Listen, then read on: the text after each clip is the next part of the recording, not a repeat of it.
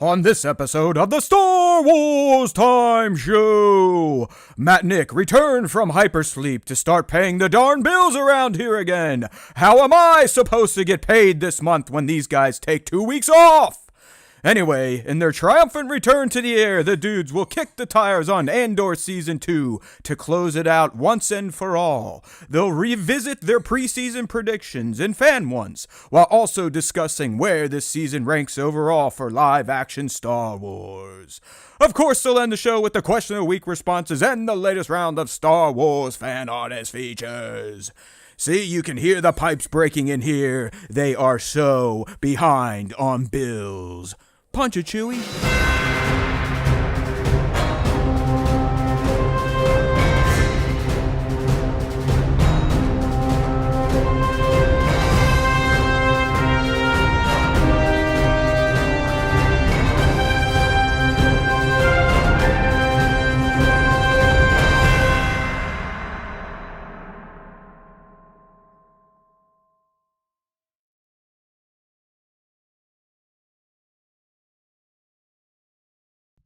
You are. Hey, now look who's back, everybody. It's the Star Wars Time Show, bros. Woo. Man, I don't even know how to run the show anymore, people. So that's why we're 7 minutes late. Thank God Nick was here because I forgot pretty much everything we need to do after spending 2 weeks off from the show, broadcasting from this far, far away galaxy that we all love to love. So welcome, everyone. It's good to see all of you. The live chat here is banging. If you ever want to get into this live chat or check out the live stream, if you've only been listening on the podcast version, don't forget it's Wednesdays, 5:30 p. East, or as close as we can get, as evident by tonight. And you can find us at youtube.com/Star Wars Time Show. Yes, that's good to see you, Michael Kramer. A happy what up fucker to you as well. Bat, good to see you here. Glad I didn't scare you away over the weekend. I'll be addressing that here shortly. Be mad. We love you. Thank you for the cash. As always, you do pay our bills. You are the man. Divided's in here. Good to see you, lady. Nick Caminita's even participating. Look at this guy. He can multitask like a mofo. We got Be Mad, like I said. Who else is in here? Doty is up in this thing. Devin here. Mr. Gilroy himself. And then, like I said, Bat and the rest. So, welcome, League. It's good to be back. Akira, John Host, we are saying hi to you as well. Yeah, it was a super smooth transition, wasn't it? Utini to you, prosthetic head. We love you. Jawas are the best.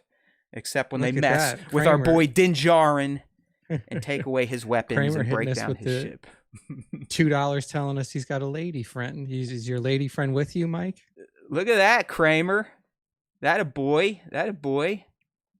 There's nothing wrong with that. You know, it's always nice to have a significant other in your life. So congratulations. All right, people. Well, hey, I mean, it's we've been gone. It feels like for months. I know Andor just ended like 3 weeks ago, something like that. 4 weeks ago. 3 weeks ago. Yeah. And it feels like it was last year, right, Nick? I mean, it's just, I don't, at least for me, because I completely disassociated with the internet, Star Wars, Discord for the past 15 days. Hey, and I'll talk about a story about my return. So it feels like I've been so far removed from Star Wars. I missed this whole Battlefront 3 movement that I've seen popping up over the past 2 weeks. No clue what that's about. Apparently, it's Andor based, Nick. Who knows? We're old. I think it's literally, that one was literally just like Pedro or one of the, not Pedro, Diego was like, we need Battlefront 3 now. And then everybody was like, yeah, we need Battlefront 3. And the developers are like, you're not going to get Battlefront 3. Good luck. Yeah. I mean, it was wild. I mean, I saw campaigns popping up across other creators' channels, and I know the younger generations, not us old farts, are really into it. Hey there, William Oakton. Good to see you. Hopefully you're old enough to be listening to this crappy show. I mean, listen, it's just weird. It's great for someone like me to kind of take away and get away from this stuff just because of how deep I get into my role here at Star Wars Time. I mean, it is a daily thing for me. Unlike Nick, I cannot kind of just let go after Wednesday. It's a constant thing. I've been taking notes and planning my next videos and what can we do next until basically a year from now, when we get to see the next live action or maybe the movie, right? It's probably going to be Mando Grogu movie is the next actual thing we get to cover. I think, yeah, and then Visions, Visions comes out in September, I think, right? Visions isn't season. Yeah, 3. but I mean that's a one show deal. Only, we can't really squeeze a few weeks out of that. So don't worry. I mean, we are the Star Wars Time show. Our saying is there's always time for Star Wars Time. So we're gonna have content every week throughout this summer, outside the end of the summer when I leave again for the lovely coast. But it is a little intimidating to think we're back in the doldrums of the SWTS, as Nick and I call it, which means the faucet of new subscribers and interactions will be fully turned off here probably in another week or so. So we always appreciate those of you out there beating the drum for the SWTS, sharing the content, liking these stupid streams, leaving those comments, subbing to the channel, and you diehards, our lovers out there, you channel members, we speak all your names every single day. All right. No, be mad. We have not hit 3,000 subs because we suck and no one watches our content and the AI hates us as well. So I guess I'll just get into my rant from the weekend. I want to clear that up right now before we do a little Ask Us Anything. So for those of you that are in our Discord channel, you saw the return of Woe Is Me Matt this Saturday night. Just talked about how I spent 15 days away. Well, I really wasn't monitoring our Discord, was barely looking at socials, and it was fantastic.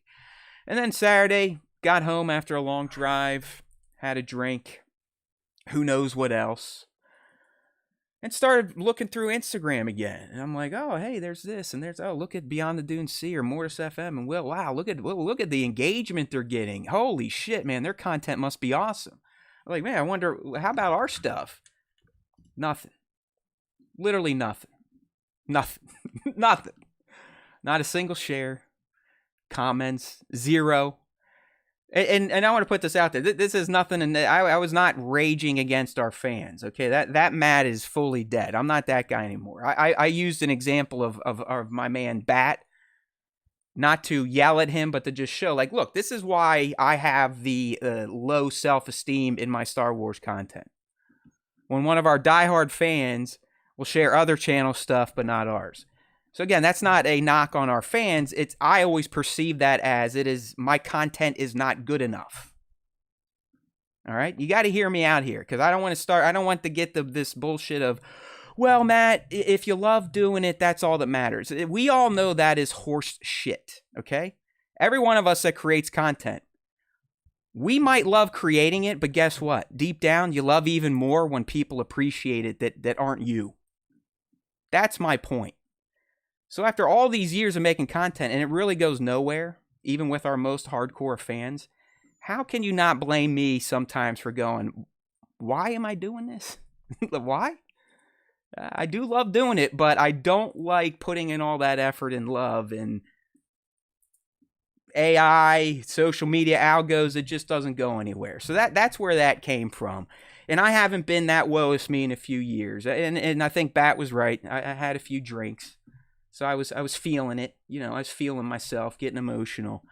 But luckily, I kind of stopped myself from flame-throwing the fans. And if you do read through the Discord, I didn't delete it. I'm not someone that's going to hide from what I put out there. The story will make sense if you follow it. I had a woe is me. Came around, was like, you know what, fuck it. It was good to see you guys. It's probably because I just haven't been here for the past 2 Wednesdays to have my Star Wars bucket filled, all right? So that's that. Hopefully you won't see that guy for a long time here. All right, we got some questions coming in from Mike. Let me make sure that, okay, I like this one. It's kind of stupid, but I'll read it. Why does Anakin Skywalker have a dabba-doo Flintstones? It's the Flintstones. Yes, a yabba dabba dabba that do. I don't know what that means, Mike, but I kind of like the way your brain works. You know what I mean? Level 99 Joker. He's a Joker. He likes Jar Jar Binks. You might as well buy the hot toys there, buddy.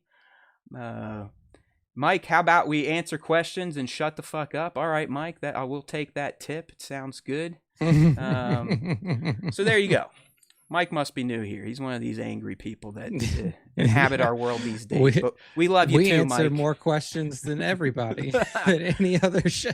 Yeah, we love you too, Mike. But if you want angrier people or robots that just do flips for their fans, you can find another channel. All right, buddy?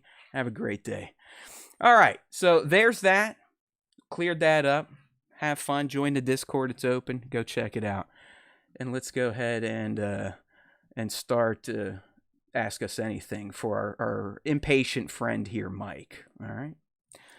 There. While I'm getting that up, your buddy Phil just dropped a question for Mike to hear answered, because this show is all going to be about Mike moving forward. Hopefully Mike's still on here, because I'm just going to keep saying Mikey Mike, impatient Mike. All right, go ahead, Nick. Vamp on that one. All right, so best starship introduced since the OT. That's a really good question. I mean, I think that one of the most popular ones was probably a Jedi Starfighter from the prequel trilogy. Obviously, we saw that a ton in primarily episodes 2 and 3, Obi's ship, Anakin's ship. I think those became a fan favorite pretty quickly because of how they maneuver. And then obviously the opening scene in ROTS, where you got both Obi and Anakin on there maneuvering and then making their way into the hangar of Grievous's ship.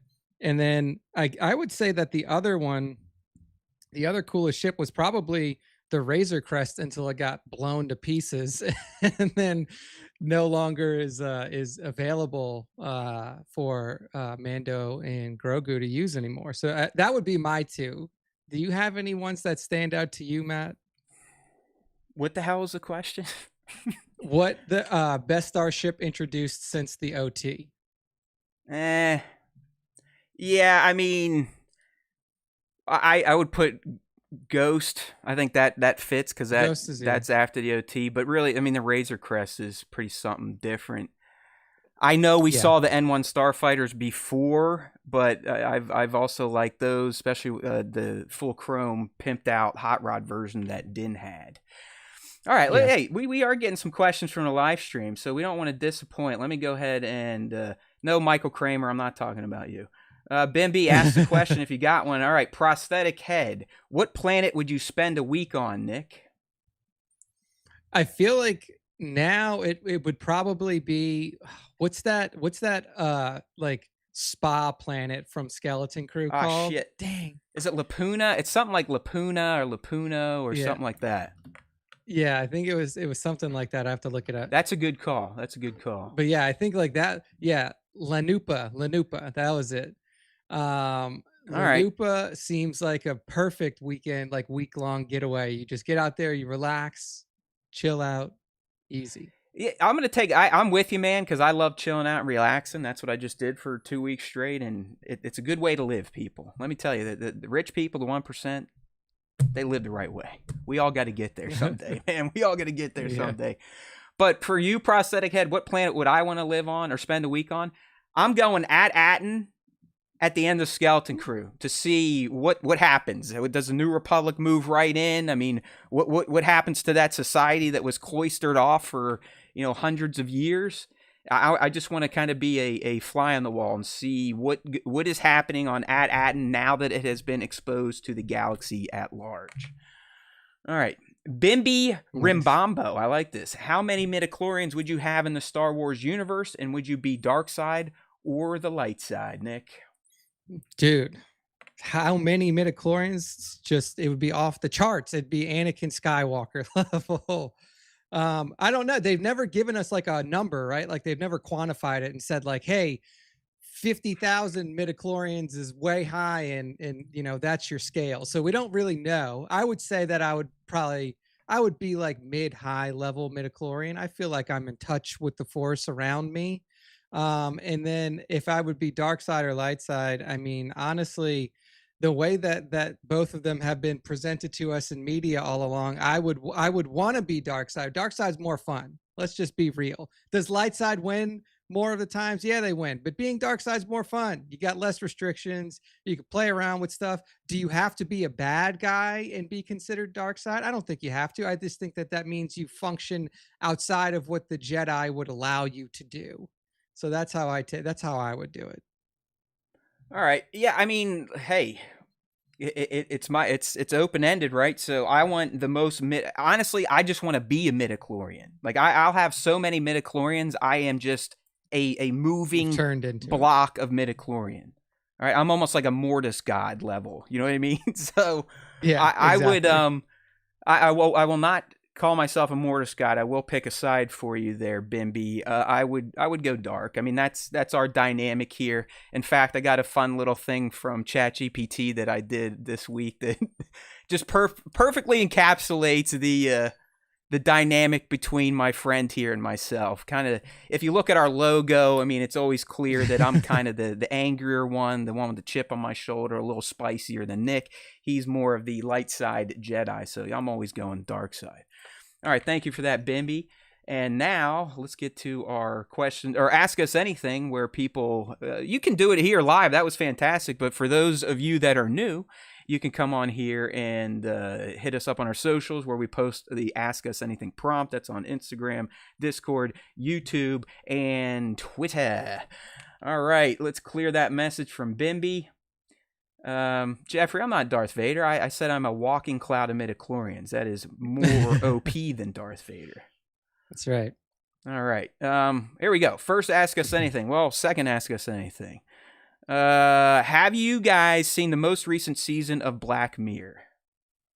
I have not. I haven't watched Black Mirror in years. So I have no clue what is going on. I have, Spencer, and I think it's been one of the better. This is one where like every episode kind of was like very engaging. You even got one that piggybacked, was kind of a sequel to one of the first seasons of Black Mirror, where the lady is kind of put into a video game that's like Star Trek-y. So I like kind of getting follow up on that. And yeah, Black Mirror's pretty awesome. All right. Here's Bimby again. He's saying, and this is to everyone, so please follow along in the chat if you want to.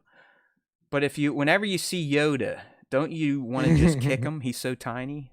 I do, Bimby. I'm a little dark like you. I would definitely try to punt Yoda a few yards if I could. I would like to see everyone try, because I feel like even if you like were trying to sneak up on him, he'd know you're coming, he'd flip right over your head.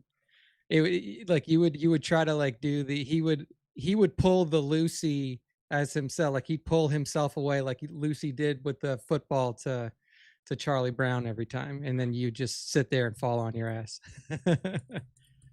Well, hello there, Robin, and your cousin Nick Her. Good to see you all there. Hopefully all you new faces will stick around for a little bit. This is just kind of an opening of our show. We do a little Ask Us Anything. Then we'll get into the Star Wars stuff in here a little bit. We're going to kind of say goodbye to Andor and revisit our preseason predictions to see how good or how bad we were.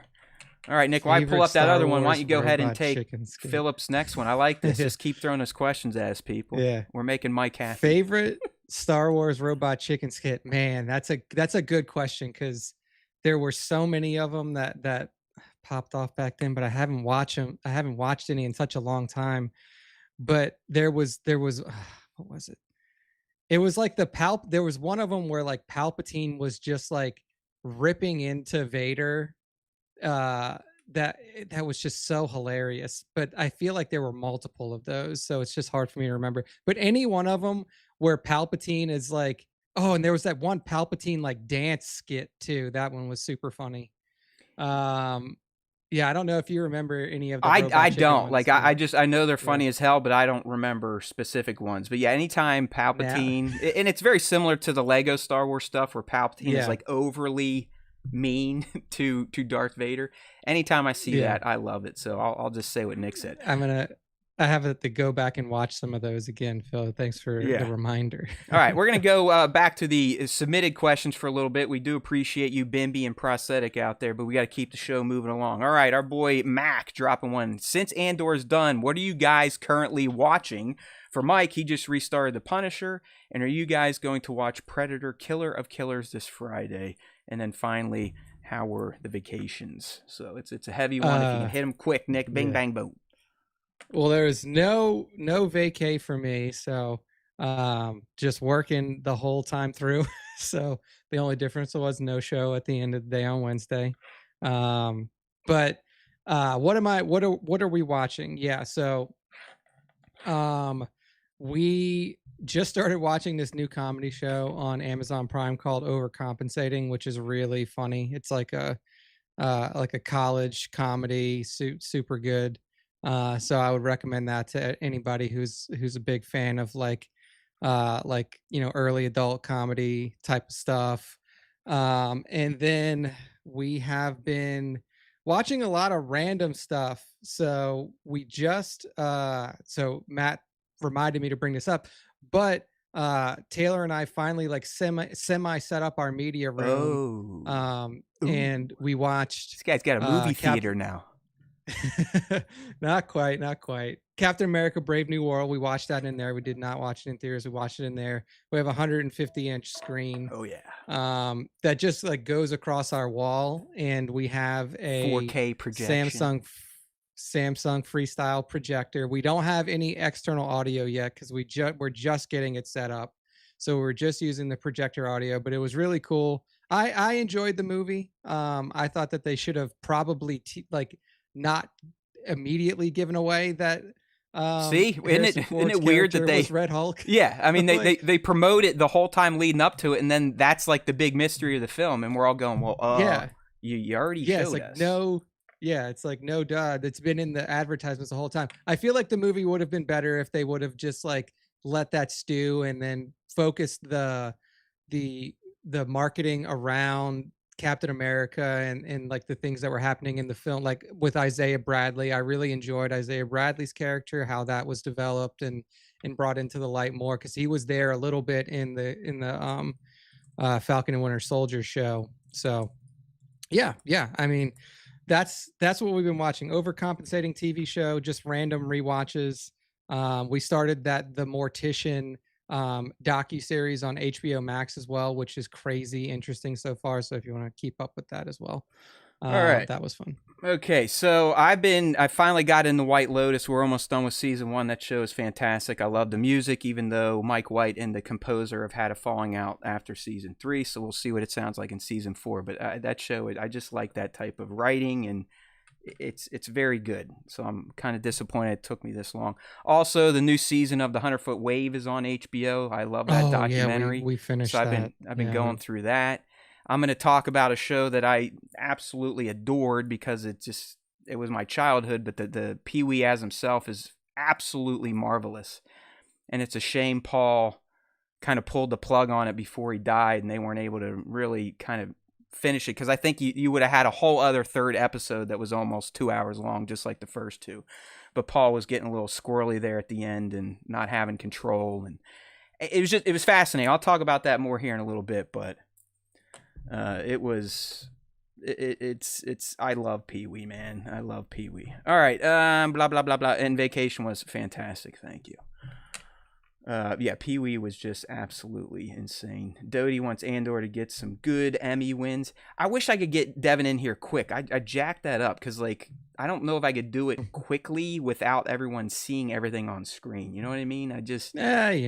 If they see it, they see it. But right. we do want to ask Devin about his time on stage with the crew. If those of you out there didn't see it, Devin made a little cameo on stage with the Andor crew recently. Yeah, so this guy got up on stage. Ben Mendelsohn pulled him up, like out of the crowd, pulled him up because he had, I think, was it created by Tony Gilroy? Written by Tony Gilroy. And I commented like, dude, that's awesome, but you should have threw in the Lord in there. That might have been extra special here.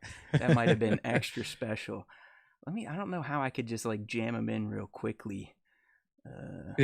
Let me see. Talk about. I'll go to the next question. You start talking about that. Go to the next question. I will answer that. Yeah, let me see if I can pull this off. Do some behind the scenes things. Yeah. All right. How was your break from YouTube, and how have you been dealing with your post Andor depression? I rewatched all the films and have played Battlefront 2 almost every day. This is from BMAD. How was your break from YouTube? Like I said, I've been working, and these last couple of weeks of work have been work related, so not fun. But how have I dealt with my post Andor depression?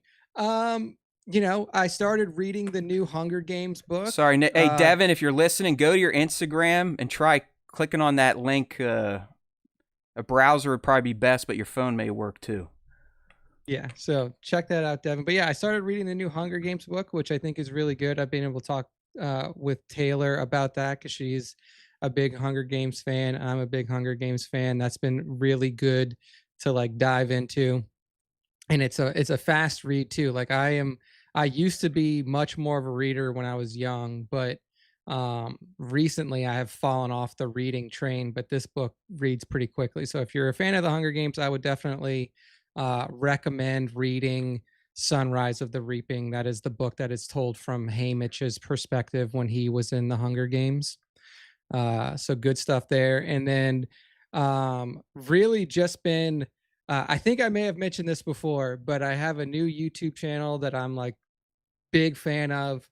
It is a girl named Lindsay Nicole. She is a zoologist or just graduated college with a zoology degree, and she has a series called The History of Life on Earth as We Know It, where she takes you through all of the periods, all of the eras in the world's development, talks about the organisms that were alive, the evolution of species, the evolution of plants, and takes you all the way up through the development of human life. So if you are somebody who enjoys science of the natural world or learning about the history of life, I would definitely recommend that. That's a good time filler for sure.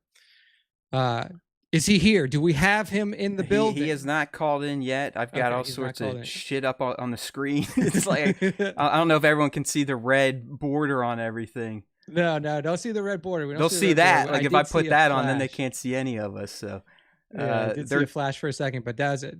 So that is it's asking for a password. So of course it is. If there's a password.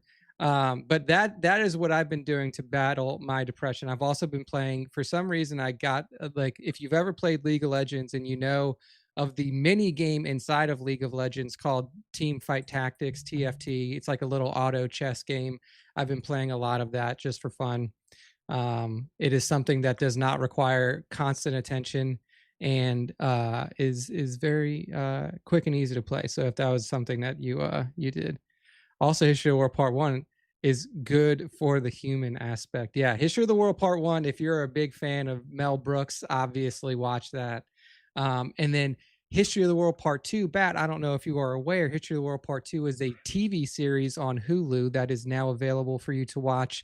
Collaboration between a lot of comedic minds plus Mel Brooks in there as well. So that was a fun watch as well. So sent that over, Devin, if you're still on your phone. Sorry, Nick.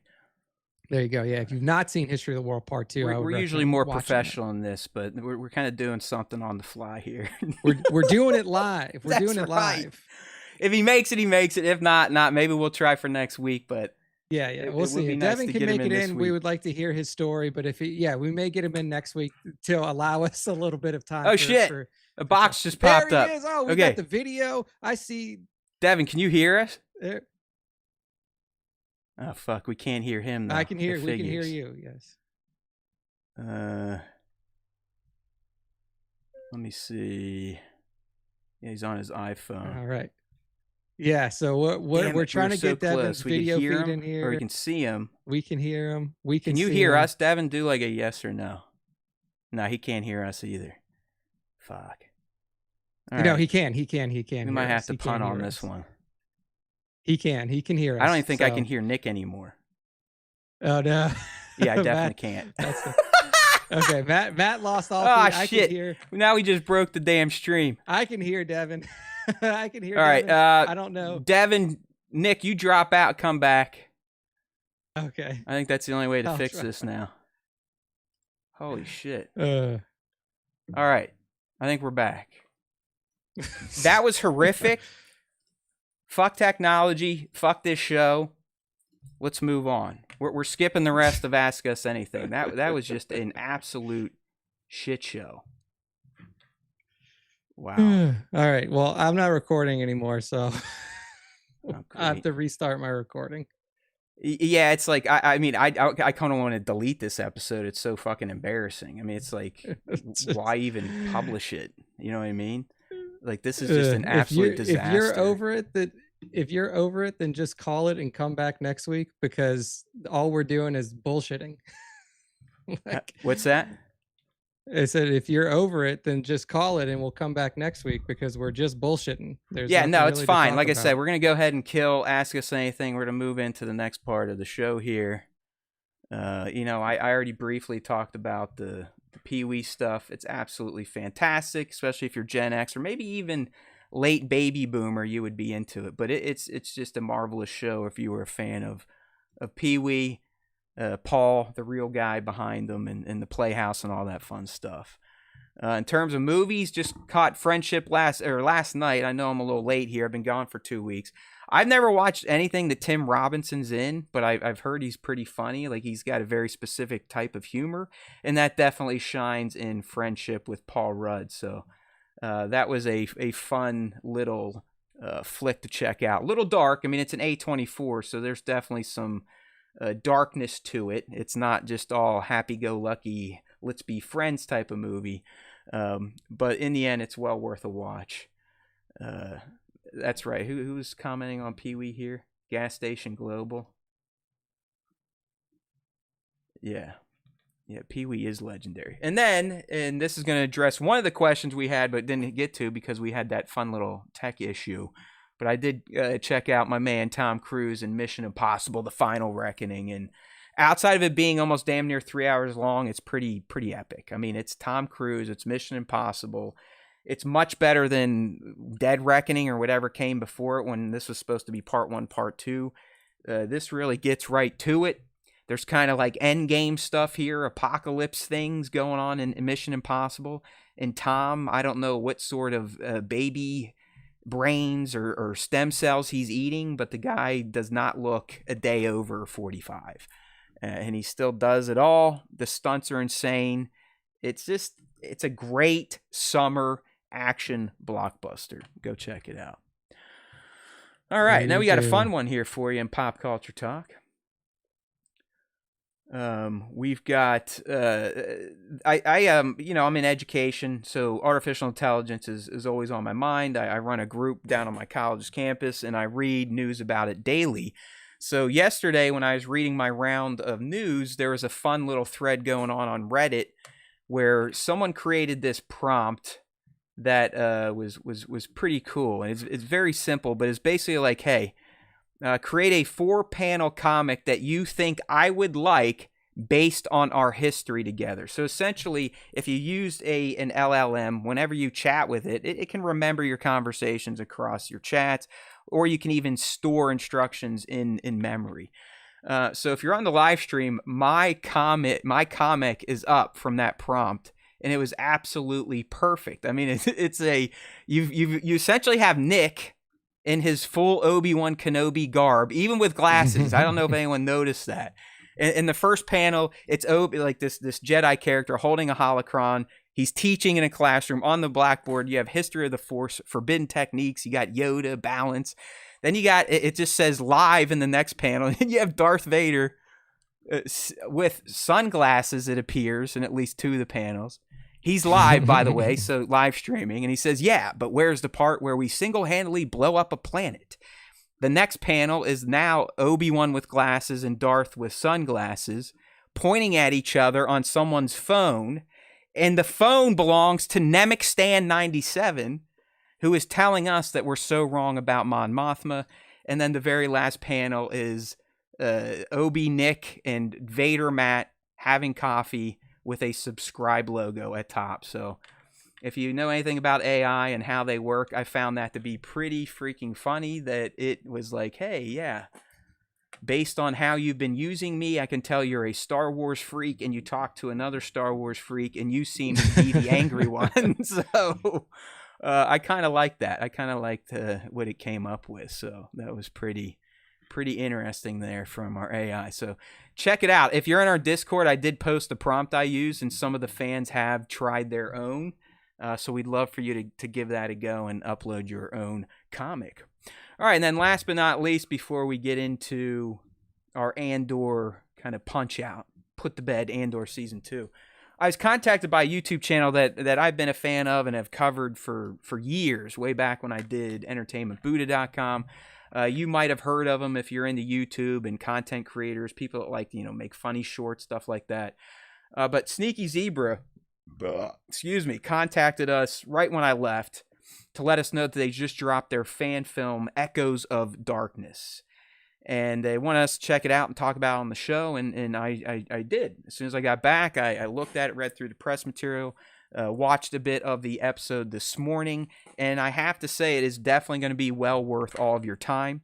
We're looking at the poster right now on the live stream, but I'll go to the video real quick and just kind of scrub through it so you can kind of see the level of quality that you're getting in this fan film. I mean, look at that. I mean, look at that ship model. The VFX in this thing are just absolutely impressive. They shot this for $13,000, so 0.065% the budget of an episode of Mando. So basically, what they paid would get them 1.56 seconds in real Star Wars. But like I'm saying, if you're on the stream and you're just kind of watching some of this short right now, Echoes of Darkness from Sneaky Zebra, you can see, I mean, there is a ton of care, passion, and fan love that goes into this thing. And what's best of all is that it's set 30 years after ROTJ, Nick, and it tells the story of how Kylo Ren gets Darth Vader's melted helmet off of Endor. Nice. So it's from fans. It's well done, highly produced for a fan film. Yet it tells kind of a very interesting tale that I'm sure many, hardcore casual fans thought about when they went to go see TFA and saw that Kylo had his grandfather's melted helmet. How'd he get it? Why do you want it? So this short kind of fills that gap in. It's about 32 minutes long. And I can assure you, you've watched stuff on the internet that has wasted your time. This will not waste your time if you need a little Star Wars fan film action. There's Outpost Maydeen. How do you like that? A little callback to the General. So I told them I'd give that a quick little plug, and it is now done. So make sure to check that out. Echoes of Darkness. Nice. All right. So, Nick, we've made it. It was interesting there. Got a little squirrely with the with the tech. I really would love to know what that does, like how I lose all audio when we try to bring people in. It was embarrassing, but we made it. Sorry, Devin. You were looking slick, ready to go. So I apologize for that fail. But anyways, before we get into just kind of looking back and doing a retrospective on Nick and I, if you're new here, every time a new Star Wars show kicks off, typically the week before the first episode airs, we dedicate an episode to laying out what fans, as in us, would like to see in the series or movie, and then we predict what we think is actually going to happen in the series or movie. And then once that show or movie is over, we always come back and revisit and kind of have like a just like we call it the punch out, essentially. This is it. This is our last deep dive into Andor season 2. But before we get into that kind of retrospective, Nick, on what we wanted to see and we're hoping to see and predicting to see, I do have two little prompts I want to talk about real quick with you, and then we'll kind of revisit our greatness or maybe our most epic of failures when it comes to predictions. All right. So now that we've had time to kind of process it, hey there, KG, what's going on? And, some weeks have passed. We're kind of out of the hype machine of Andor, so maybe we can look at it more clearly now and evaluate it without just all those rush of emotions. But like I said, now that you had time to stew on it, how does Andor Season 2 rank against other live-action Star Wars TV shows? So that would be like Mando, Book of Boba Fett, Ahsoka, and Kenobi, and then Skeleton Crew, right? So, and then Andor Season 1. I mean, because I think some of you might literally look at them as two different entities, because Season 2 was, I don't want to say so much better, but it felt more lived in. It felt more directly connected to the original trilogy, if that makes sense. So What do you think, Nick? Yeah. Where are you going to put Andor season 2 now that you had some time to stew on it? Is it the best live action Star Wars you've seen, or is there still one of the old ones that takes the top spot? I mean, it's probably the best TV series for sure, or the best season of TV. Yeah, I would say that. I think that like I don't compare it to movies. Like I just don't compare TVs and movies. They're completely different mediums, especially now where you have a lot more time condensed in TV. In movies, you're typically seeing like a 2.5 hour runtime. So I just don't compare movies and TV. Um, and yeah, so like I think that season 2 is the best season of live action Star Wars that we've had thus far. Season 1, I'm going to be honest with you, like there's very little that I remember from that. Like I remember the Luthen speech, I remember the one way out thing because it's funny to me, and then there's not a whole lot else that I remember from it. Like the Aldani heist, I kind of remember. But overall, I thought that was like it was good. But also hearing like I saw the budget for that fucking show for season 2, or like for seasons 1 and 2, I think the budget was $650 million, which is absolutely disgusting. And that's why we're not getting live action TV shows anymore. Like that's Andor ate the whole budget. Dude, $650 million for 14 episodes of TV is absolute, or like whatever it was, 18 episodes of TV. Or you're saying season 1 and season 2 was 650? Yeah. So 24 episodes. Yeah, I mean that's unreasonable. That's unreasonable. That's pretty ridiculous. But hey, here we are. Yeah. This is the world we live in, and now we know why Tony was going around essentially singing Kathleen Kennedy's praises at the end of this.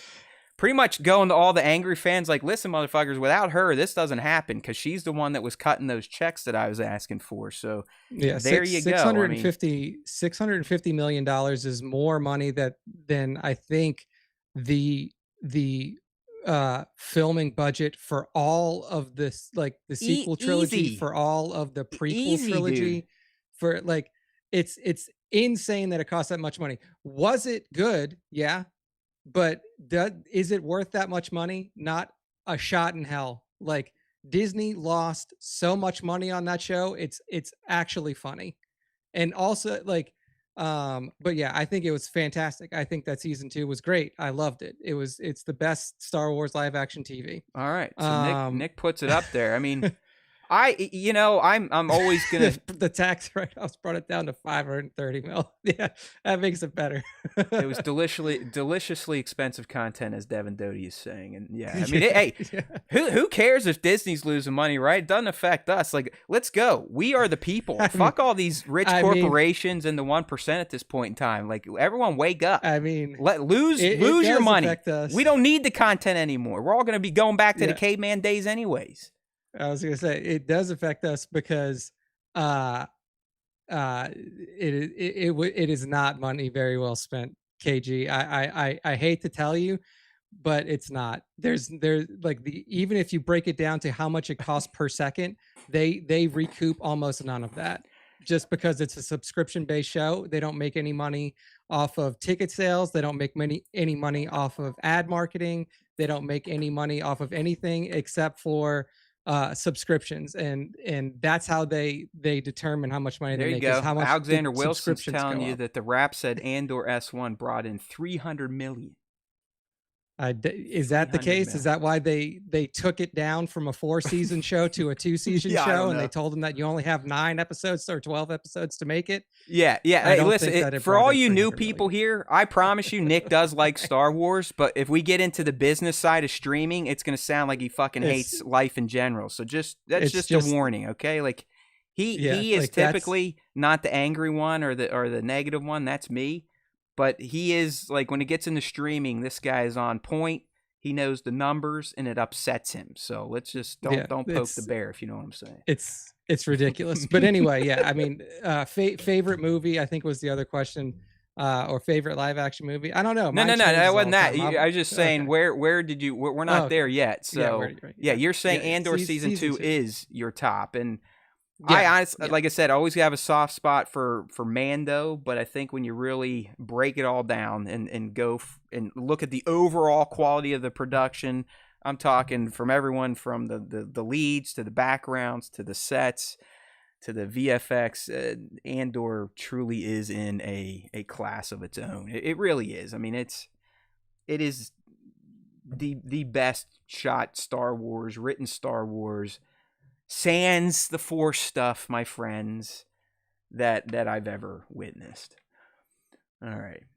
Be mad, we love you, bro. Thanks for that cashola. He's saying, Nick, I like your standpoint, but they are supposed to drop the show in theaters. Do you think they would break even? Are they going to drop the show in theaters? I haven't seen that if they are supposed to drop it in theaters. Yeah, I mean, I think they did in a issue- few cities. They did the first 3 episodes, but I don't think it went much beyond that. So, Yeah, anyway. I mean, I know they did that with like the Ahsoka mid-season episode too, as well, but I doubt it. I doubt that it would. The next prompt that I want to talk to you about Andor, and I guess now we could kind of look at it as all-encompassing Andor. So now that we've gone through the 2 seasons of 24 episodes that Nick says is way too expensive, but still great content, do you now believe Andor as a whole and where it kind of sits in the franchise is kind of the final bridge handoff into the full OT that us old people grew up with? Do you believe it is now one of the best stories told in all of Star Wars?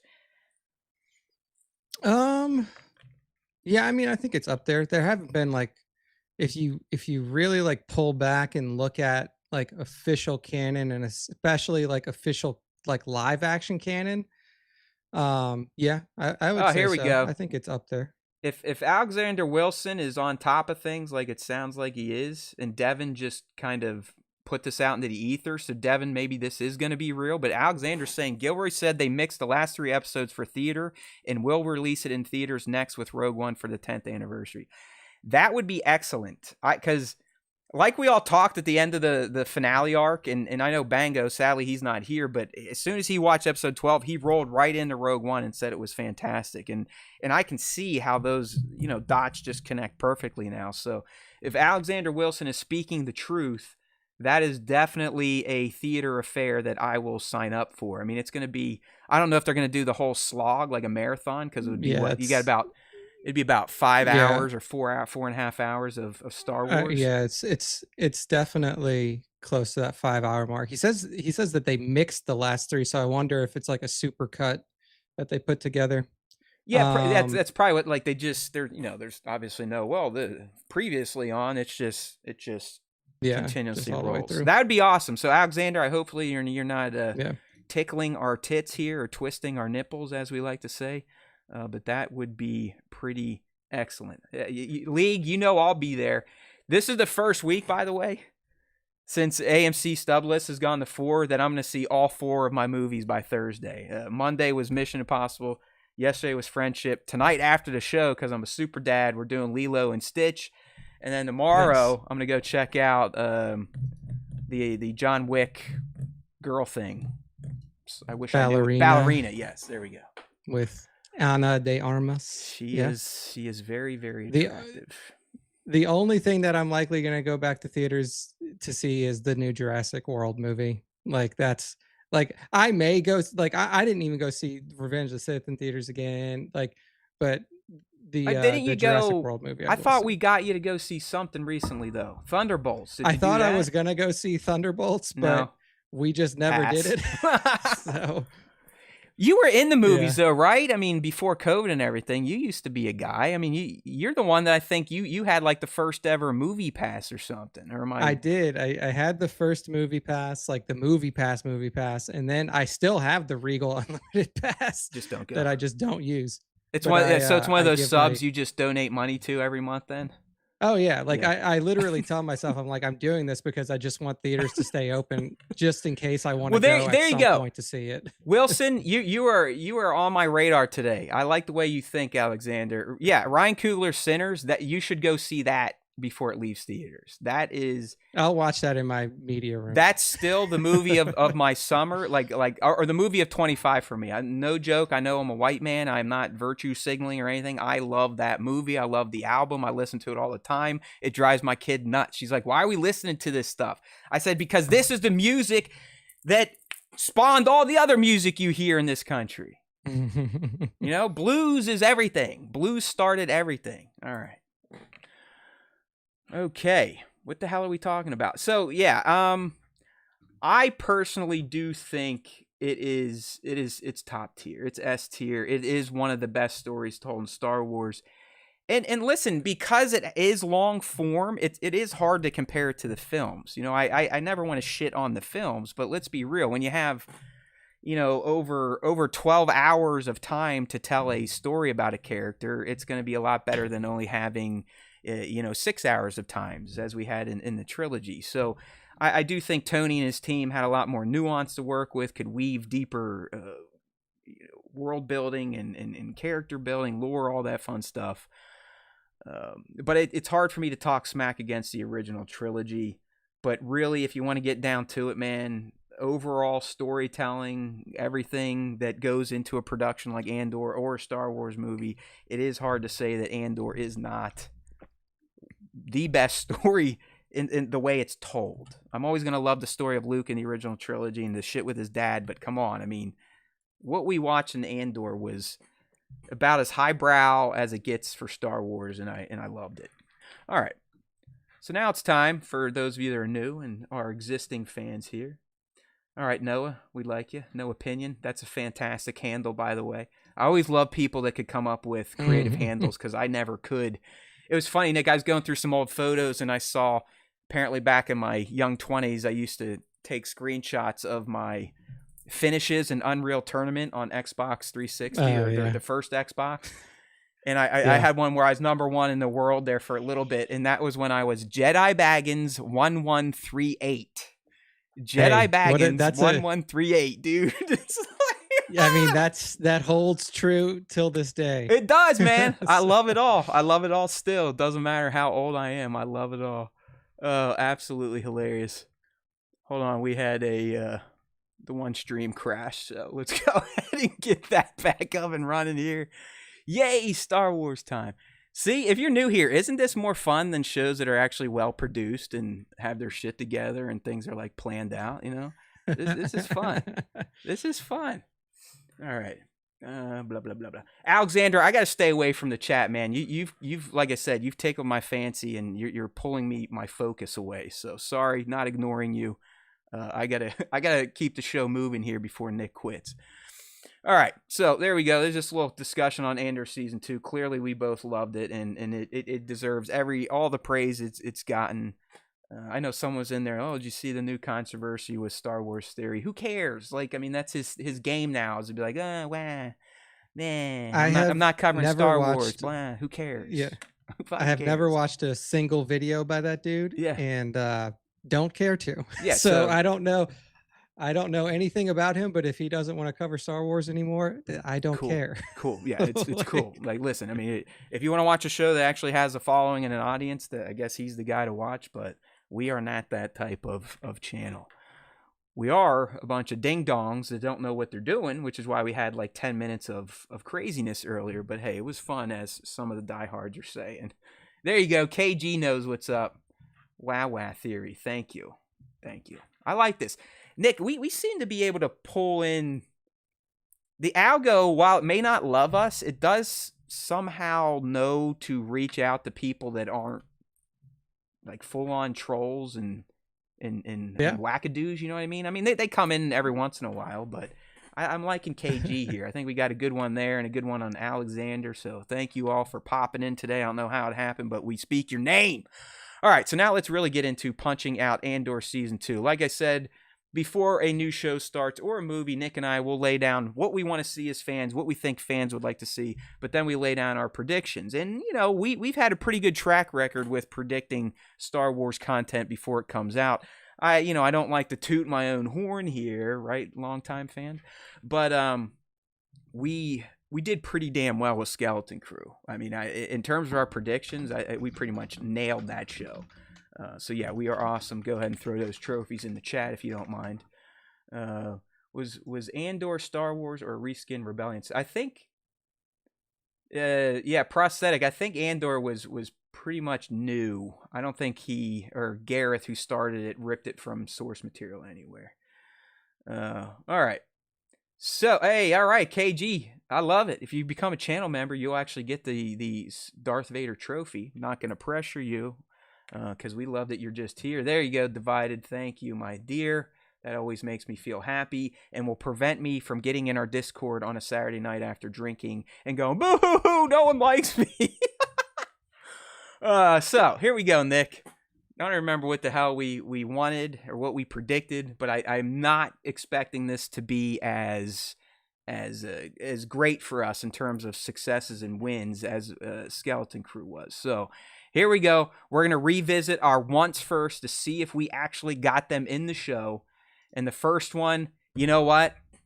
Not only did we get a Bix and Cassian romance, but it went next level. You know what I mean? I mean, they ended up definitely being a couple. They lived together and they even procreated in the end. So I think child Andor. We'll see if they bring him back for anything or if they make a we nailed that one. Yeah. Hey, thanks. We got for a new sub subscriber there, too, Alexander. Appreciate it. Yeah, Elizabeth Dulau, or however you say her name, she is the shiz. I mean, we all gotta honor her. She's great. Because that was her first ever acting gig. Ever. Yeah. And fantastic. We will be watching her career with great interest. So yes, it's not going to be Poe Jr. We covered that. Remember Poe Jr.? There actually is a Dameron family in the rebellion that have him, so that's okay. I think it's fine if Cassian's kid just chills out because his dad did more or less sacrifice everything and set up the rebellion to win. So it's okay. It's okay. I don't think honestly he should just hang out on Minorau, farm some wheat, just chill the fuck out. No, the Organas or the Skywalkers, they should uplift him, right? Be like, your dad, if it weren't for your dad, guess what? I would have never got the plans, and my shithead farm boy dummy brother never would have blew up the Death Star. So you don't want that. You don't want that you don't want that pressure on you. You don't want that stuff. Just stay on Minorau, be a farm boy, a real farm boy, and just chill out. I'm with Devin, man. We can't leave Mini Andor farming and hanging out with B2 and his girlfriend and Mommy Bix. Use them like propaganda, New Republic. Wheel them out. Be like, hey, here's the son of the great Cassian Andor, the messenger, as told through the Force. That's what every kid needs in their upbringing to be wheeled about as a piece. He can be like propaganda. He can be like Little X. How Little X has been used over the past few months. Look it up. Little X is Homeboy's kid. Phelan. Elon Musk's kid? Yeah, who apparently punched him in the eye this week. Can't be good. Can't be good. I don't know if unless I'm not gonna get political here, but there's clips of Elon like in the White House, and he's definitely having like a ketamine. He's in it like a K-hole or something. But he's got a black eye, and they asked him about it, and he's like, I told my kid Little X to punch me in the face, and it's like, okay. Yay! Dude, don't do that to that kid. Leave kids out of politics. Look it up though, Nick. Like who you are. Look up Little X at events, and it's exactly what I'm talking about with little Cassian. All right, so this one we got this in spades. Like I said, I mean it was right from the get go. You could tell that these two were a couple. They didn't waste any time after season 1. They got right to it, sleeping in the same bed on Minorau, like Nick said, and then once they were in the safe house. They were together nonstop until she left his ass on Yavin to go poop out his baby. So this one hit. Way to go, Gilroy. That is +1 team Nailed Gilroy. It. All right, next. Palpy addresses the Senate live or via hologram. Bleh! Bleh! Nope. I mean, come on. I mean, this one, even at the time we were saying this one, we were like, it's probably not going to happen because they're not going to. Well, one, it's like it's hard to get Ian. Ian's much older now. And then 2, Tony typically doesn't like to play with the bigger characters in this show. Doesn't want to touch him. Not super surprising. Doesn't want to touch him. Yeah. So we didn't get this, and we knew this, but remember, these are fan wants. This is like we'd want to see. I think fans would have loved to have seen maybe when Mon Mothma was popping up, you get the hologram of the big hood going, something like that. But we didn't get it. We knew we weren't going to get it because of Lord Gilroy. We speak his name. We love him, though. No disrespect, Tony. All right, we're going to get our man Devin to print up some of those created by Lord Tony Gilroy shirts, because that is a true moniker in the Star Wars fanverse at this point in time. All right, so that was a bit of a fail, Tony and team. So you're back to a 0. You got 1 for the romance. Now you're back to a 0 because no Palpy addressing the Senate. Dedra or Cyril breaks good. Well, I know Nick argue. Yeah. Well, okay. You're gonna let me argue Cyril potentially thinking about. I mean, yeah. At the very least, he realized that his girlfriend was a piece of shit. Yeah, girlfriend empire which bad. Everybody knew to start with. Yeah. Yeah. Like he realized that. So and he ultimately just, I think he broke neutral.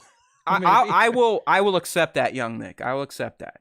I will not push you on this because I know you and I didn't quite align on Cyril's fate and where we thought his state of mind was there on Gorman right before. I mean, he deserved homeboy to shot get him in the face. In the head, though. But yeah, I think breaks neutral is perfect. So we'll give Tony and team a half point for this. So they're back up to a 0.5 in terms of giving fans what they wanted. Next up, Mon Mothma becomes the leader of the Rebel Alliance. Well, pretty much nailed that, right? Even though it felt like Bail was the leader. So can we argue this one a little bit? I mean, did it not feel in that finale arc that Bail was he was kind of pulling out the patriarchy, the cock of the walk stuff. He was dominating the table when this lady is our leader. Yeah, I mean, Mothma's the leader. I don't even know who that guy was in that room at the end of the show. I'm not even going to say that's Bail Organa. That was Pale Organa or somebody else. Benjamin What's Organa. The guy? Yeah, Benny Organa. Yeah, Benjamin.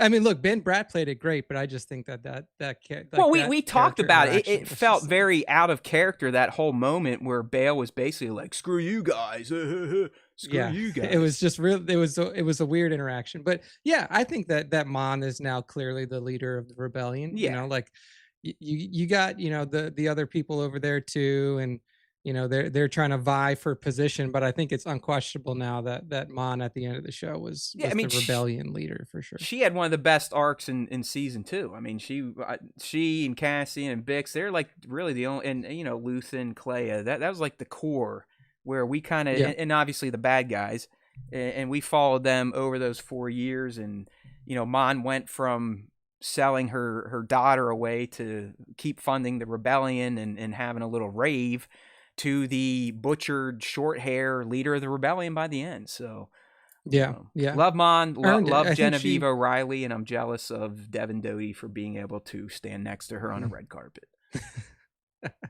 There you go. Okay, good so I think we're now going to credit Tony and team a 1.5. They are up to 1.5 points, Tone. 1.5 points. Cassie and K2 meet up to feel earned and glorious. Well, I'll say it, because I did not expect it to go down the way it did. I love that we now have this canon of K2 being on Gorman and actually murdering a bunch of Gore and trying to murder Cassian. And we got to see how that all went down, how he was taken out, how he was resurrected. And then over the finale arc, obviously the relationship was established and bolstered through K2's rescue efforts. So yeah, I felt this was well done, and I can say it was earned and glorious. What about you? You I would agree so. I would agree so. I think that like it was like we were sitting there like, how does it come together? How does it come together? And like, we didn't nail it in terms of exactly how it happened, but we were essentially like, there's an op, he's working, like K2 is clearly like a, you know, an Imperial droid that's on the op, something happens that deactivates him, and then Andor's like, all right, well, we can do something with this droid. And that's pretty much how it went down. Yeah. And I think the way they took him out was ingenious. I never expected that. I also didn't know they were so OP because, you know, our first introduction to KXs was Rogue One, and it's a brilliant moment. We you know, when we talked about the greatest droids and the saddest deaths of all time last year, he was mentioned in both of those, and his death is fantastic. But it seems like whatever the Gore we're using on Gorman to shoot at these KX droids were like pea shooters because they did nothing. I mean, they're just bouncing off. The Imperials, like even the Imperial weapons, like towards the end didn't do shit to him when he was walking through the safe house hallways and stuff. I mean, he had a human shield at one point, but before that, they were pinging off of him as well. So I think what happened was once the I wonder if K2 is aware of his own previous kills. That's a good question. Remember, well, Nick, you were like, I can't, because I just watching one of our shorts you shared, and you're like, I can't believe they didn't wipe this droid's memory. And yeah, they didn't wipe his memory. So he for sure remembers his kills, but he was probably like, remember when I killed that guy? What I was supposed to do. Yeah, it's like, remember when I tossed that dude across the Gorman Plaza? Pretty funny, huh? Yeah, it's like I killed a bitch too by tossing her a few feet. It was like playing horseshoes with humans. Yeah, he's like, he just doesn't care. Like they didn't wipe his memory, which is wild. But I think what they did was once the Empire realized that the rebellion now has its own KX droid, they were like, we got to tune the blasters up, bro. We got to be able to take these out. Look at that. That's why Nick is a writer by trade. See, he figured out that plot hole for Rogue One, how it was easy for the stormtroopers to just blow right through them. But back to like the other short I was talking about, where someone was like, no, K2 was just using that guy as a meat bag just to intimidate and not block bullets. But some people are like, well, did you see those rifles those ISB soldiers had? I bet they could pierce his metal, and he knew that. That's why he was doing it. It's like, I don't know. All I know is on Gorman, he was invincible. He was basically Superman until a tank showed up and split him in half. So I like that stuff. Yeah, the meat shield is epic. I don't know if I told everyone yet. I probably didn't tell Nick, but because of the finale arc in Andor and seeing these two bros together, the meat shield in particular, and hey, I've cleared a path, I went ahead and finally did it. Dropped the pre-orders on the Cassian and K2 Hot Toys. It always makes me feel a little ill to discuss spending more money on Hot Toys, but I did it. I spent a ton of fucking money. Hey, I'm single-handedly trying to save the economy from recession after my vacation, because let's just say the Haywood family loaded up on all the clothes they need for fall and winter at some outlet malls, and I'm back to wearing gold, baby. I got my gold chain bag on finally. I wore a gold chain my entire life until I broke my leg, took it off for all the surgeries. Never felt like putting it back on because it had a cross on it, and I don't necessarily feel I should wear the cross anymore. Yeah. So I finally picked up a new Figaro chain, and I love it, but it was expensive. Gold ain't cheap right now. All right, moving right along. So we are up now to 2.5 points for Tony and team in terms of giving the fans what they want.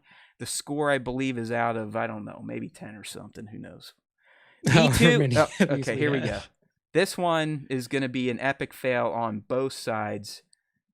But Big L. Ourselves, I mean, us, Nick and I, since Andor Season 1, have been trying to speak this into existence. I just noticed that Prosthetic Head has the prosthetic head from Total Recall, where Arnold goes to Mars and he's that big fat lady. Love it. But anyways, we are always, it's just like, they're going to use B2 cores and K2s. That's why they have such a strong bond in Rogue One. And that's, he kind of almost, they sound like best friends or family members. And sure as shit, that was not even remotely the case. Like, it wasn't even remotely close to what happened. In fact, these two were separated for life. Cassian never saw B2 again after he left Minas Rao to go steal that tie, because I don't think he even got to see him when he came back to pick up Bix and Wilman. So that was a bummer. So we're going back to 1.5 points here, right, Nick? Do you have anything to say on this miss? Yeah, I just think it was weird that like relationship was never readdressed before the show ended, because it was such a big part of season 1, like how Cassian and B2 interacted and how B2 was always waiting for Cassian. And it feels like, this show didn't miss a ton, but I feel like this was a miss. Like it should have been, I don't care if, they didn't want to use K2 as B2, that's fine. But like, to not have any sort of adjustment between these two before the end. Yeah. I mean, Weird. B2, in my opinion, was a very unique droid. he wasn't really a service droid. He wasn't a protocol droid. He wasn't an assassin droid. He truly was like a child. He was like a companion. Yeah, I don't want to call him a pet because that's like degrading what B2 was. I mean, he's more than what a pet could bring to someone. I mean, he was a part of the family. He was Cassian's little brother, if you will. It just listen to the way he talked, like, oh, don't leave me, you know, like it's and that's it. Like he left him. Yeah, and he was just like, see you, bro. Yeah. Brasso's like, you'll be all right, pal. See you later. Go hang out with this farmer bitch you don't even know. $27 million an episode. You can't give us one scene, Tony. What the fuck? Yeah. Well, hey, we're getting some insight here. I never knew this. Thank you, Double D. Well, he is named after Gilroy's dog, BMO. All right. BMO. Yeah, because he was B2 EMO, so it makes sense. Yeah, he was. I like it. So yeah, this one didn't hit. So like I said, we're back down to 1.5 for Tony and his team in terms of giving fans what they want. Okay, a space battle. What the fuck are we smoking, dude? I mean, honestly, there could have been, and they chose not to do it because in the very first arc when he's taken the stole the tie. Someone could have gave chase. He stole the tie. Like nobody chases him. No, like this dude just blasted his way out of an Imperial facility that had other ships there. Well, remember, and they're just like, he got out the door. Two started chasing him, but they blew up, and they're like, fuck it, he's gone, he's out. Yeah, they're just like, this is only a prototype vessel that we for sure don't want to put in the hands of the rebellion. But they're like, he's out. I think the only other times you could argue that a space battle would have made sense, or even a dogfight, would have been the one time he headed back to Coruscant to pick up Clea potentially, and how kind of squirrely that stuff got. But yeah, I mean, in the end, that they stayed away from that. Yeah, I mean, you didn't need it, as we saw. You didn't need a space battle. I mean, we got the Gorman stuff. And really... $27 million an episode, Matt. They should be giving me a reach around. All everyone. You're $27 million You're right. an episode. God damn it, where's that space battle? I hate you, Tony. Give me it. There you go. The craft services on that show must have been incredible. There, Alexander, for your information, Acolyte actually costs more per episode than Andor, which is baffling. Because I think Acolyte we did the math on that, and it was episodes? Not $27 million an episode. So I would like to see your numbers on that, but I pulled it up, and I don't think it was more. I don't think it was $30 million. Acolyte was like 250 or 300 million, but it was only 8 episodes, 6, 7, I forget. Who cares? I'm off the number stuff. I really don't give a shit. All right, so no space battle. So now we are back down to 0.5. Things are not looking good for Tony and team when it comes to giving fans what they want. Hey, here's one. Except we got the imposter version.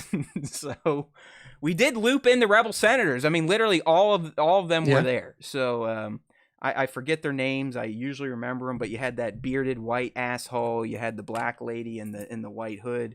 Then you had Bail and Mon. So they did loop in the rebel senators. We did get Bail. It just happens to be the imposter. You know what I mean? So, as Nick said, he doesn't even consider Bail Organa was in the show. It was Benny O, not Bail Organa. But we did get this, so we can say with confidence that Tony and team are now up to a 1.5 again. 1.5 points. Okay. Look at that. I mean, they really don't even look remotely close, do they? Bail and Bail 2. I mean, Bail and Bail's, like Bail's evil twin Bail. Fail Organa, that's a good one from Prosthetic Head. Fail Organa. Oh man, hey Ben, we love you, bro. Ben Bratt, no problems. Like nothing against you. No, yeah, it's not Ben's fault. It's not. It was. I mean, in the end, it was fine. I do think. I don't know if Tony directed in that way, or I forget who directed the last 3 episodes. But I do feel like when he was dressing down Cassian and acting like a complete asshole, that was just completely out of character for Bail Organa. But what do we know? He could be having a bad day. I mean, he probably did just leave the Senate and all that type of stuff. And he's only a day or 2 away from having his entire planet nuked. So I guess we can't be that hard on the guy for getting a little rough with Cassian and Luthen. Okay, Phoenix Squadron cameo for the Mothma mission. Well, we can thread the needle on this one because there is a mention of like the Y-Wings or Gold Squadron going to Gold get her, Squadron. and you know, another ship was going to take her, and us in the know what that other ship was in the Gold Squadron. So we got a verbal cameo, just not a cameo, if that makes sense. You know what I mean? Yeah. No faces, but we know that they did what they did. They did address it. They So, didn't. I mean, Tony didn't just Yeah. completely abort what happened in Rebels, and luckily Draven makes those statements to Cassian like, "Hey, you want to tune in? We got Gold Squadron," and so this does line up a little bit. So I'm going to give it another half point, take them back up to 2 total. And I think we might be coming to the end of the fan once. Oh, here we go. We got another one. Luthen Rail to die. This came from Nick. And Nick, you got your one, and I think it was probably the best death he could have gotten. You know what I mean? It's like that's like I don't know. I don't know how people were envisioning Luthen to die. I never saw him like going out and you know, guns ablazing. I actually think the seppuku route and then the assisted suicide from his daughter or adopted daughter cohort in the creating the rebellion was about as great of a death as you could have given to the grandfather of the Rebel Alliance, right? I mean, would you have liked it to go another way, Nick? Yeah, I mean, it's just hard. Like, he was mentally degrading at that point. He clearly wasn't prepared enough to have like contingencies in place for something like this when it happened. And like, I thought that he would be a little bit more prepared, but he just he was just like, just too late. He was Lonnie kind of fucked the timeline by breaking in and saying, "Hey, I just broke in, watch out." So, but yeah, he had to improvise there with that Nautilin bleeder dagger or whatever the hell it was called, and tried to stab himself, but Clea got to give him the final kiss of death, which was pretty poetic and a bit sad. That was just a really good episode as I reflect on it. That whole finale arc is just peak. Rest in power, Mr. What's his real name? Sergeant Lear, Sergeant Lear, something like that. Oh yeah, Lear. Yeah, Lear Sergeant was his Lear, I real think is name. what he was. But we got, you know, even right there at the end in his shop, that dance he did with Dedra, we got another great bit of dialogue from this character. I don't think he topped his Sunless Mind from season 1, but he definitely had some great anecdotes in the speech he gave to Dedra about, you know, how the rebellion has left this place. It's gone. You're too late. And basically you're going to be disappointed by everyone in the galaxy. It was a beautiful way to kind of give her the double bird without, you know, headbutting her or trying to take her out. All right. So I believe that takes us up to 3 total, I believe, Nick. So 3 fan hits from Tony and his team out of 10. Not too bad. 30%. In baseball, they'd say you're cooking with gas, right? You know, if you're hitting over 30%. Yeah, that's a Hall of Fame baseball line right there. Yeah. I see Nick is live in the chat. I love it, brother. I don't know what you're saying. Hopefully you're not doing what I do and yelling at the fans, but have at it. No. All right. Moving into the next part of our punch out of Andor Season 2. Okay, we just went through all the fan ones, and we identified that we only got about 3 of them in total, and some of those were half-pointers there. So now we have our predictions. This is what Nick and I were thinking that Tony would include into the narrative of Season 2. All right, so here we go. This could be a mess. I don't even remember where we went with some of these. Hey, we'll start with this one and get it out of the way real quick. B2 will be used to make K2. Clearly not the case. I think all we heard, Nick, was, we swapped the cores, and you better stand back. And it's like, okay, there you go. So we failed on this one. So far, we are 0 All right, 0 on that 0. one. Tarkin, Vader, 0. Palpatine reference, but never featured on screen in the flesh. Nailed it. So yeah, got that. The black guy wasn't mentioned, but Tarkin and Palpatine definitely will. And if they mention Palpatine, Vader is mentioned by default. So that definitely counts. And we actually got some bonus Tarkin mentions, right, Nick? In the fact that we learned that Tony kind of rebranded the original Gorman Massacre, the Tarkin Massacre, the one from Legends, where he lands his shuttle in in the Just main on quad a of the bunch of town people. and squishes a few thousand people. So that was a pretty good one there. I'm going to go ahead and pat myself on the back for that. All right, so that one hit. That's not what we want to see. Sorry, I'm just trying to get proper screens up on the feeds here. All right, here we go. So we are 1 for 10 so far. All right. 1 for 10 so far. Up next, Cassian's Ferrex family all die. This is another huge surprise. I'm not sure why you and I are so into death and everyone needs to die. I think it's probably from the Clone Wars, where you literally had characters on screen for 7 years that were important to the big characters and they just disappear.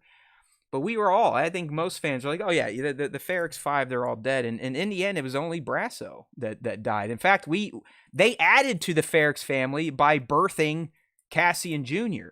So that's true. Actually, so technically, this is doubly wrong. Like, it's extra wrong. Yeah. They've maintained their numbers. They lost one and then they gained one. They ended up net positive, right? Something like that. The Willman thing, here's one thing. Now that we're talking about this, the Willman arc, that was a weird one, right? Because like we see him and he's huffing Rido with fucking what's his name, and then Saul Guerrero, that guy. And then the next episode, he's just on, like he's just on Yavin, chilling out, no big deal. Like, I thought that he would have had more, like I thought that was his moment where he dedicated himself. I did too. Saw, and then like the next time you see him, he's like, yeah, I've been here for a while. I mean, I'm right there with you, Nick, because that was literally the end of, was that the middle arc that happened, or was that arc 1? I can't even remember at this point. No, it was the middle arc. Middle arc. It was 4, 5, 6, right? Yeah, 4, 5, 6. Mm-hmm. And yeah, I'm kind of with you. It's like the whole time he wants to get away from Saul. He wants to go back to Luthen and keep working with Luthen, but then Saul kind of gives him that pitch on crack, and he's like, yeah, fuck, give me a hit of that shit. He starts huffing it, and we both thought, like, all right, well, he's literally drank the Kool-Aid. So he's team partisan, and that's how he's going to die. But clearly his love or appreciation of Luthen pulled him right back. Because listen, Willman defended Luthen even more than Cassian. Like Willman never fell out of favor or grace with Luthen, where Cassian left him like, fuck you, I'm done, and only came back when he really needed them for that last Gorman mission, and then obviously the pickup of Clea. So Willman, surprisingly, was not swayed by the the partisans. He was a diehard Luthen fanboy. But it's fine. I kind of liked his arc. Got a little gimpy. He's on Yavin base, probably a mechanic doing that type of stuff, hanging out with his French girl from Gorman. So not a bad end. And then I also really loved Vix's ending. It was better than her dying. I think her taking herself off the map, letting Cassian do what he needs to do, and then kind of looking off into that horizon with the young buck was a beautiful ending for her. But yeah, R.I.P. Brasso, we love you, big dog. Okay, so we failed on this one, still batting a 1 out of 10 here in our predictions. Mothma's personal life will collapse, pushing her to open rebellion. Her save will be different than what was shown in Star Wars Rebels. I think we pretty much nailed that verbatim. I mean, that is, you really didn't see her with her family after the first arc. She was pretty much gone after that. And that definitely led her down the rebellion. And her save was not, I don't want to say different. We just got to see the first part of it, because Rebels did not showcase or explain how she actually got out of the Senate and off of Coruscant. So now Andor Season 2 gives us that part. So we can still say different, because it is. Yeah, but I think it's different. It actually added to it, Nick, and made it even more fleshed out and clear as to all the players that helped to get this lady out and why that was so important down the road for the Rebel Alliance. So yeah. I mean, I think that Mothma's story was one of the more interesting of the second season for sure. Like, to see, I mean, you always talk about like, well, what did you give up? What did you sacrifice? And like, I think that for Mothma, it's very easy for people to be like, well, what did you do? You're just some rich senator. I mean, she lost her whole family. She lost everything that she had worked for. like her whole life that she had built, she lost it all for the rebellion and for the cause that she stood for. So I think it was really interesting when Cassian is in that room and has like a very visceral sense of loss from what he's gone through. But Mothma has her own like visceral loss. Like she'll never see her daughter again. She'll never see her family again. She'll never live the life that she built and everything like that. And while that's something that is big for her, I think that she is like always appreciative of what she gave up and what she was able to do for the galaxy as a whole. So, all right, yeah. we got some good stuff coming from the Peanut Gallery. Let's go ahead and address this. KG first. Apparently, there was a deleted scene where Perrin revealed he knew about Mon's rebel activity and basically supported her. She just never included him. I know there's definitely some smoke to this fire. I know there is, because I remember reading something like Tony's like, "Oh, you just wait, Perrin. You Perrin haters out there, he might surprise you this season." So that does kind of check out. I'm definitely. I've heard something similar, KG, and then League asking, what happens to Mothma after return? Yeah, she becomes the, I don't know if they call her the Chancellor, but she starts running the New Republic. You don't really see her again until until the Ahsoka series, right? Yeah, she's in the Ahsoka series running the trial of Hera, I believe, if my memory serves me well. Yeah, I mean, listen, I was going through some old clips where it was from our Hot Takes episode where I'm like, Leia is really the real reason the galaxy was saved, not Luke. And I also ran Mothma over with my bus a few times in that breakdown. Be like, hey, fuck that. Mothma is just a figurehead. Leia's the one that actually got all the shit done. And I do think Divided's right. I think Mon and the rest of the council is the reason why Leia essentially leaves her role as the Minister of Defense and starts the resistance, because they all want to scrap all their arms and play patty cake with people. Yeah, there you go. Devin's right. That's what he said. Perrin might surprise you this season, but then nothing happened. Prosthetic head. You got to remember the Bothans. That's Death Star 2. That's Death Star 2. Episode 6. Yeah. Episode 6. Yeah. Manny Bothans was from Death Star 2. So if we can get Gilroy back in a few years to tell that heist story, I'm all for it. All right. Doty released the Perrin redemption cut. Love it. Love it.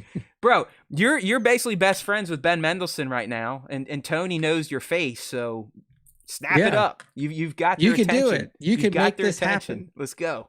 You and Props and all that access you guys have now, utilize that shit. All right, so we are now at are we at 2 out of 10 with this one, Nick? I believe so. I think we got 2. We're at 2 2 now. out of 10. Dig it. Ghost Crew cameo on Yavin, that's a big fail. Nope. I didn't look hard enough, but I don't think they were in there. I mean, we got some blue Squadron X-Wings, right? And we got a Treadwell droid, but I did not see Chopper's Murderbot ass scurrying across the floor, and I did not see the Ghost in any of the parking lots. All right, so another fail. We're staying at 2 out of 10 on our predictions in terms of... See exactly why the Rebels left Dantooine. Well, bro, that's... I'm going to give you a heads up.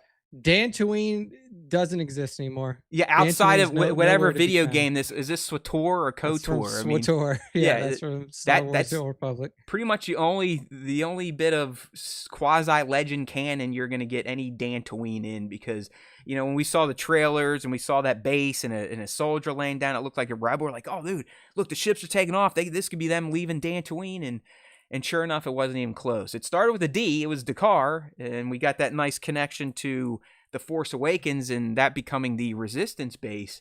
But it was not Dantooine. We did not get to see Mon give her speech over Dantooine. So, yeah, another fail. We're staying at 2 out of 10. I knew this one was going to be ugly. All right. Well, hey, here we go.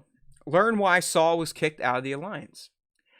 We kind of had hints of this in Rebels. I mean, we already knew why he got kicked out. We were just hoping they would maybe we'd see the actual kicking out. We didn't, but we did learn why when they were talking to him on the holo, and he's completely batshit nuts. where he's like, Yeah. you guys don't know where I'm at. And we're like, yes, we do. They're like, bro, you're on Jeddah, like, man. we know exactly where you are. That's why we Like, keep yeah. sending all these people to come talk to you and you fucking kill them, you dick. Like, stop Yeah, it. it's like the reason that he got kicked out is because he was high on his own supply and he was killing the people that the rebels were sending to help him. Like, pretty straightforward. They're like, shit, he took another team out. Damn it. Saul. It's like, dude, at a certain point, you just gotta be like, look, we just gotta stop sending people to this dude and just let him start killing his own guys. Yeah, they should have rolled up at the home one and did a targeted orbital strike on his little castle there and just been done with it. So yeah, but yeah, I mean, listen, I think we did get more insights because now we learned why he was so nuts, and it's because he's been huffing paint since he was a kid. So dude's been. If you grew up in a time where you only had gas lawnmowers and your dad kept one in a small shed, if you ever walked in there and just smelled a shitload of gasoline, that's where he lived. Saw Gerrera just lived in a small shed full of gasoline, just huffing those fumes in. Yeah, he's the guy taking his gas can, pouring it on a rag, and then just going, I mean, listen, I kind of like smelling weird shit too, but not like this guy. I mean, I was always a kid, you open the permanent marker and you're like, yeah, let's fucking learn. Saul, we learned a bit more about him. He's always been eccentric. He's always been over the top, always been a partisan. But now we know he truly was mad because he was a crack fiend. Like, literally loved it, gave it names, talked about it as if it was his wife. So, he had more problems than just not listening, if that makes sense. 100%. I like that prosthetic head. He appeared on Hollow without pants. Most definitely. You know, he was not wearing his pants. For sure. I want to go rewatch that scene because it was fantastic. He's like, you guys don't know where I'm at. Stop it. They're like, dude, we know you're on Jeddah. There's fucking Star Destroyers right on top of you now. You got to quit popping off. He's like, no, you don't know. I am Saul the magician. It's like, they're like, oh yeah, he's huffing that Rido again. All right, next one here, Nick. So we're up to 3 out of 10 now. We're doing well. Luthen will sacrifice himself for Cassian and Rebellion. Boom! Take it to the bank. That's another win. He did exactly that. So got it. It was perfect. Just got to stab yourself in a better place, bro. Yeah, your stab placement was not good. Considering this whole franchise is based on samurai culture, you would think he would be better at the seppuku, but he was not. Yeah. And luckily, his hard-nosed adopted daughter had the ability to snuff him out in full, or the rebellion would have crumbled. So we are now up to 4 or 10, Nick. I like it. If we get halfway there, I'd say it's a success. So what do we have next? EU homers will be upset with the new Gorman Masker canon. That was a free one. Because the EU homers are upset about absolutely anything. I know. So. And it's like, I don't even think they were that upset, but there were I definitely got a few comments on my one video that referenced the Tarkin Massacre. It's like, oh yeah, changing canon. So I am going to give us this win, even though it was not as overblown as I expected. It didn't reach the levels of like Ki-Adi-Mundi and that dumb shit from last summer. By the way, it's 1 year later that the Acolytes started and further fissured the Star Wars fandom. I believe this was it. June 3 or 4 is when it started last year. I still like it. Yeah, but whatever. So me too. I mean, I might go. I actually, in my rewatch, I did watch the episode, the back-to-backer, where Kinnear just absolutely wastes people. And then those I fights moved into were so good. TPM. Those fights were so good. Yeah, I mean, just quality stuff. We love you, Acolyte. You got shafted for sure. All right, man. So we hit our 5 of 10. Are we going to get the last one to go to 60%? Lord Gilroy will take many victory laps of awesomeness, bro, as he should. Another win. As he should. Win. The Lord must be praised. Devin should have got on that stage, got on his knees, and opened his mouth. Okay, that's what you should have done. That would have been a moment that would have went backstage. Viral. Yeah, that was backstage. That was off camera. Yeah, that's right. Tony sent one of his handlers. Hey, go get that guy from the audience. I think I could probably get him to blow me.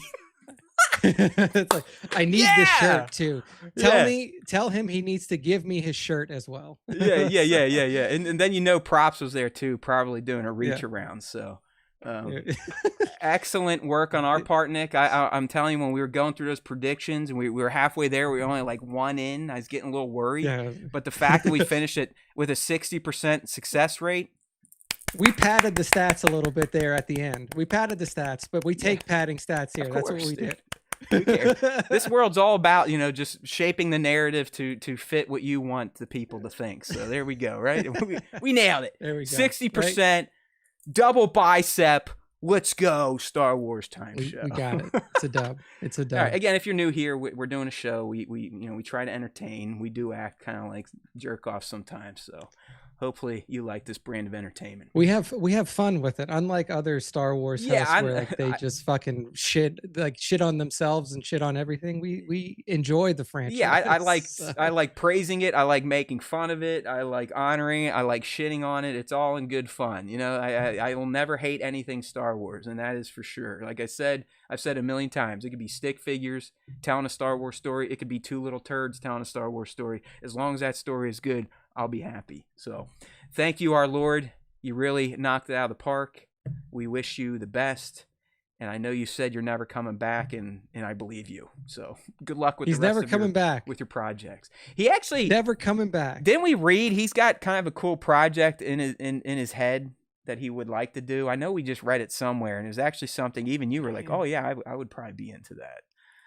Oh, well. Yeah, I don't know. I can't remember it now. I mean, look, he has a style and he has a genre that he really excels at. He is really good at spycraft and telling stories around spycraft and everything like that. So I'm interested to see what he puts out next. Yeah, listen, so we'll see. I know we've had the Lord Gilroy joke running for years now. It was even before Andor season 1. It was like around his Rogue One press junkets and stuff. And, it might have started us kind of poking back at his narcissism, but it's fully earned at this point in time. This guy is a brilliant creator. And I love that he had no real passion for Star Wars and came in and just absolutely nailed his job. All right. Yeah, he did well. Cole Bennett. Thank you for the subscription. Thank you. We appreciate that. Devin, because he's best friends with Tony now. He recently said, "Never say never, but I want to direct some things," which sounds a bit more open to it. Yeah, I mean, listen, when you're given $650 million to tell your story, I think you'd probably willing to come back and play in that sandbox every once in a while. Yeah, I feel like at a certain point they're like, "Look, bro, if we give you the cash, you're gonna come back." And he's probably like, "Yeah, listen, I know Nick, and he's right. Everything on the streaming side, he's right. The streaming business is broken, especially at Disney. Netflix is the only one that's managed to figure out how to actually make money. But if you think about what Disney is doing for their art, these artists, and just kind of giving them blank checks, yeah, let's do it. Like, if they lose money, oh well, as long as they don't go out of business, we'll still be getting what we want. So I'm glad they're supporting artists. But yeah, in the name of capitalism, you probably should start figuring out a way to turn a profit. You should figure out budgeting, because also Disney just fired a lot of people on the marketing and production side of TV and movies. So that's not good. That's not good. Is that tariff related or just business related? I think it's business related. I mean, I'm not 100% sure, but yeah, I mean, because I try not to pay attention to real life for long, but I know he did put tariffs on Hollywood. Before I left it was for vacation. As far as I understand, it's like foreign produced films. Correct. That are like brought into the U.S. Or if you wanted to like shoot your movie in England, you would get tariffed to show it back over here. So who the fuck knows? I'm not gonna go into it. It's too depressing. Plus, there's people that love this stuff, so don't upset lose them. their. I mean, lots of people. Yeah, a lot of people lost jobs in Disney on the TV and film side recently. That marketing, is unfortunate. Production, lot of stuff. That's kind of sadly, that's the mantra in America right now. A lot of people losing jobs, mostly for no reason. So just think about that sometimes. All right, so to close out the episode, if you're new here, we're not done yet. We got through our Star Wars topic, but we are the first Star Wars podcast out there, live stream, whatever the hell you want to call us, that has dedicated a segment to our fan every show we do. It is the Star Wars Time Show fan segment. We do it every week. There's multiple ways to get involved. The first way, what we're going to get into right now, is the question of the week. So we post that on our socials. It's usually going to be related to whatever our main topic is of the week. So this week, we asked the fans something. And we asked the fans, is Andor Season 2 S tier Star Wars? There we go. There you go. I was ready. I was ready. A little slow here. I'm I've been out for 2 weeks. We had a major tech flub earlier in the show. If you missed that, make sure to rewind that because that was pretty neat. So yeah, I'm a little scatterbrained right now, but we're getting there. Nick read the question: is Andor Season 2 S tier Star Wars? So go ahead and kick into that, Nick, and I'll get the proper screens up. All right. Yes, indeed. We got Michael Kramer, Mac 122198. He says, yes, it is. And we definitely need more type of Star Wars content like that. So he wants more gritty Star Wars, does Michael Kramer. Thank you, Mike. Next up, Divided Skywalker. She says, hands down, no questions asked, 100% S tier Star Wars, 5 stars. I'd say S plus if I could. Well, guess what? You know what? You can. You can on this show, Divided. You can do whatever the hell you want. You can. We give pluses on this show. All right. Plus if you want. Yeah. However many pluses you want to add. League of Extraordinary Sixthers. She says Andor should be the standard of storytelling from now on. And then a Star Wars Toy Story chimes in and says this. So they agree. Dig it. Dank Ferrick Toys says, to see Dank back posting again. I don't know if you saw any of their shots in there. But Dank's been sharing some good old toy photography again. Oh, yeah. Dank's putting out some good stuff.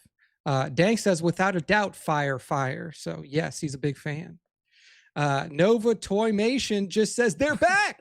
We're back, baby. That's 2 weeks off. We're back. We're not dead. You can't kill us. We're like roaches. Bat 2797 Studios on the IG. Bat says, yeah, with the Jennifer Aniston gif. Yeah. Love her.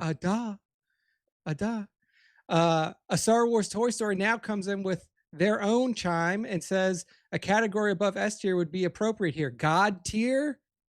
Mortis tier? You want a God tier Star Wars story? You got a God tier. It's God tier.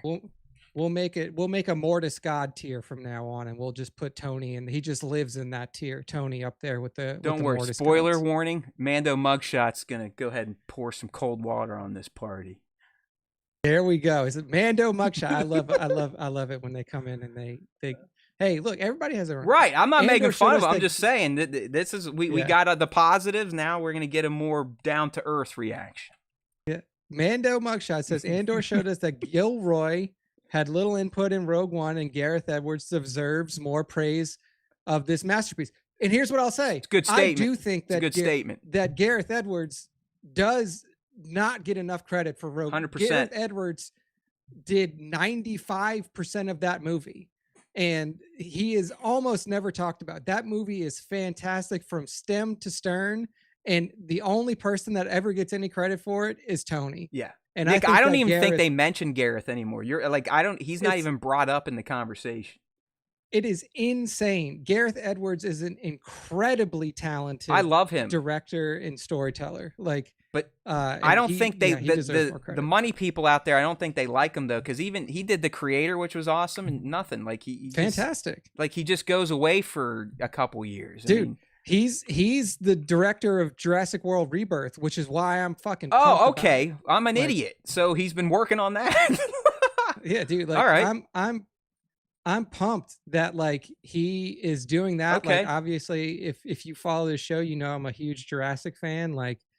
Are you doing a rewatch on that, from OG through, or just the new ones? Or you're not really a rewatcher, are you? I'm probably not going to do it right before the movie drops, but I did watch all the movies earlier this year, scattered though. I watched one. Yeah, I feel like you could. I watched them all. You always got to watch 1. 2 is a little weird. 3 is if you're gonna do weird.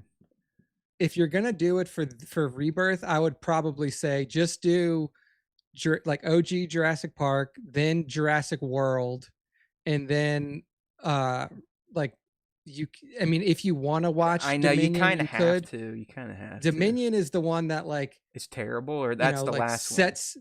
It's the last one. It gets better once you're in the park Right. and stuff like that.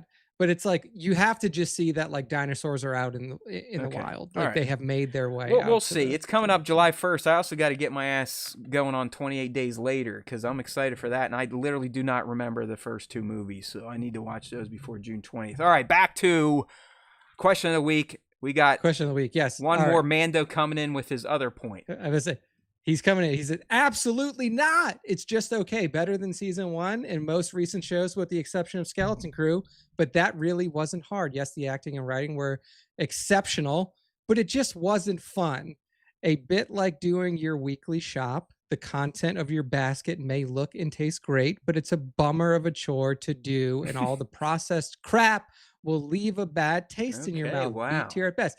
Hey, everybody has their That's own right. opinions. I understand. It is. I will say this: that if you're looking to get pepped up and like you're like, oh, I want something to make me feel good. Andor season 2 may not be the best option for you. You know, like it is a show to watch when general, you think when your democracy is about to be stolen. That's yeah, that's when you watch Andor season 2.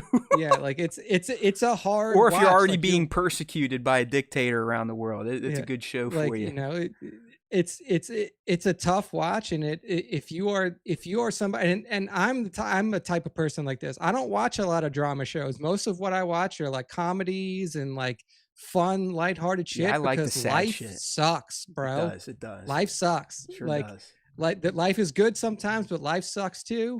And like recently it's been a sucky run, and guess what? I just want to laugh. I want to laugh sometimes, man. That's all I want to do is laugh. Watch Tim Robinson in Friendship. Have you ever watched any of his other shows? Like, he really does have a very particular brand of humor, and it's kind of up my alley. We've tried to watch some Tim Robinson stuff, and it just like didn't land very well. That's kind of what I'm picking up. Like, you either have to be into that. It's almost like full on dark comedy, or just that type of humor. But yeah, he's something else. He's kind of odd, like but I like it. We watch a lot of comedy. We also watch a lot of old, like early 2000s horror. Like we just watched I Know What You Did Last Summer this weekend. That's worth it because that's getting a reboot soon. I think maybe even this summer, isn't it? It is, yeah. The trailer's out now, but that movie's fucking hilarious to watch now. Like, go back and watch the original Scream, the original I Know What You like. Those things are funny. Like, they're just funny to watch. Like funny bad or funny like, oh, I remember what it was like back then when I was, I would have been. No, like Scream is legitimately like this far away from being a comedy movie. Oh yeah, the original ones, but like if you watch some of the newer ones, it tilts a little bit more into like the original Screams and stuff. Like the first Scary Movie, if you watch that, it's all of the lines, the exact same lines from Scream and I Know What You Did Last Summer. They just say them differently, so it's funny. Like it's the same plot and everything. Yeah. Yeah, it's just like that's I lean towards funny a little bit. So I get where Mando mugshots is coming from. I was I think telling everyone before we left here, I went through the whole Final Destination franchise to get ready for the new one. Oh yeah. And actually, I hate to admit this, but I took my 9-year-old to it, and we loved it. Final Destination Bloodlines is the best Final Destination movie in the franchise. It is. Nick, it actually has a somewhat interesting story that kind of ties the franchise together. It's not just an exercise in how fucked up can you kill a human. So I huge fan of Final Destination Bloodlines, and my 9-year-old loved it. Yeah. I don't know what that says about me, but she is not scared of this type of stuff. It doesn't mess her up. She's not out there stabbing squirrels and shit. So I'm raising her like my parents raised me, and fuck it. It's just TV and movies. You know what I mean? All right. So, to wrap up the show here, we got one more little tribute to our fans, and this is our Top 5 Star Wars Fan Artist Features of the Week. We do it every week. This is all done through Instagram. We use a hashtag Star Wars Time Show, but more importantly, if you want to be included in the category to be chosen for the top 5 to be discussed and honored on this show, you have to use @StarWarsTime.show on Instagram. All right. Yeah. And then Nick goes through. So, He picks his 5 favorite, and then we sit here and wax poetic about them. So here we go. Nick, let them rip. oh, right. To kick off the top 5 this week, we have Anuel _ photo love this toy shot. on Instagram. And Anuel _ photo toy, first time feature here on the top 5. And they gave us an awesome shot here of some of the Mandos from the Mandoverse. We see Bo-Katan, we see Axe Woves, probably, and then you see which Vizsla is this? We see Heavy Mando there in the back. I can't remember the Vizsla, which Paz. Vizsla he is. Paz Vizsla, that's Yeah. right. Paz Vizsla, aka Jon Favreau. Awesome setup here. I like the use of the depth of field where Paz is a little bit more blurry in the background. You got Bo and Axe up at the front. Good posing, all around good shot. Yeah, no, of it's good. the I mean, Mandos. you get that. You get some Death Watchers together, Reformed Death Watchers. You remember Paz is in the Vizsla lineage, so Pre was out there one day with the Darksaber. Yeah, it's a killer shot here from Anuel _ photo toy Instagram. All right, who's next? All right. Next up, Cassian's got him locked and loaded. He's locked in. So Betty Ione _ SW on Instagram. Betty always gives us some good shots here on the IG. But she's lined up the range trooper. She's got him in sights, and she's ready to blow him through the door. A perfect little tribute shot here to the Andor season 2. I mean, the overlay of the reticule is just awesome. Perfect. Like holding the rocket launcher. Just fantastic. That's still here. One of my favorite moments from Andor season 2. And it's right there in the first episode where he's trying to break out. Everything goes to shit. You got this one guy like, I got it. I got him. Blah, blah, and he literally shoots him with like turbo lasers. Blast I'll tell you what, the door right behind him. Based on that scene right there, I almost considered getting the this range trooper hot toy because I have almost $300 in build up credit over there because of all the dumb shit I buy. But I passed. Nice. You'll be happy to know. I don't know if Bat still listened. I also wanted to get the concept art Darth Maul because I could have just got it straight up. I had enough rewards to cover it. But I was like, you know what? I'll go on vacation, and if I still want it, then I'll get it. Lo and behold, when I was on vacation, they revealed that they're re-releasing the Predator hot toy that I never had a chance to get, the Predator 2.0. And since I added the Arnold, the T-800, I was like, you know what? I'm going to use my rewards on the Predator. So ordered him today, and I'm excited for that. But this is a great shot of our range trooper buddy right before he gets absolutely nuked through a hangar door from Betty Ione _ SW Instagram. That's right. Look at Next up. Look at these jokers. It's the OG crew, right? This is from Clone Trooper mugshots. These are the boys. The boys are back in town. We got R2, we got C-3PO, and we got them on the 10T4, that clean white walls. I mean, it's just such an iconic location for these two, right? It's like, you know, the first time you see them, first time you're introduced to Star Wars, you see these droid fellows just scurrying their way through these white halls of the Tantive 4. Nostalgia runs rampant here at the Star Wars Time Show sometimes, and this shot here really brought me back to the OG Star Wars. Feels good. It is, man. I mean, this is like an R2D2 there. This is like, I mean, doesn't C-3PO have the first line of the trilogy unless R2 beeps in? So, this pretty much kicks it off. You know, I can see Goldenrod doing his little shuffle down, like, oh, what's happening here? Oh shit, you know, let's get the hell out of the way. And R2 always had a plan. He knew exactly what he needed to do if shit hit the fan, and that was go find Princess Leia, get something jabbed into his face, and then eject himself out in an escape pod. So, like this scene recreation here from Clone Trooper _ mugshots on the gram. Good stuff. Next up, we have Black Series Natural Light. Black Series Natural Light on Instagram. Make sure to follow all of these creators on Instagram if you feel like they're shots. But Black Series Natural Light's giving us an awesome shot of Luminara Unduli, a prequel era Jedi, if you are not aware. All natural light exterior shot. Excellent posing. I love the superimposition of like Saturn or one of the planet in the sky in the background. Beautiful stuff there. Really captures Luminara very well. Highly detailed shot. good work on the lightsaber effects all around. Really makes Luminara pop here on this shot. Yeah, it's good stuff. I mean, natural light is actually very, very difficult when you're outside. Sometimes you have to go out at the right time of day. There's only really two great times a day, in the morning and in the evening. It's usually called golden hour. That's when you're going to get the best light to shoot out there. And that's how I started the hobby, and I wish I still did it. And then I got too looped up. I need this light, this smoke, blah, blah, blah, blah, blah. It's like, I'm not Sir Dork. Fuck it. Go back to basics, like VLK series, natural light on Instagram. Good stuff there, shooting outdoors. All right, we got one more here, right? Yeah. One more. Last one. Great Spartan Leia, you son of a bitch. Can anyone hear her back here? She wants me to play fetch. She has a Barbie hula hoop, and she drops it up and down the steps, so I hear it and know that she's ready to ride. Do you hear it? Can you hear? What? I hear a little bit. What are you doing? Hey. Yeah.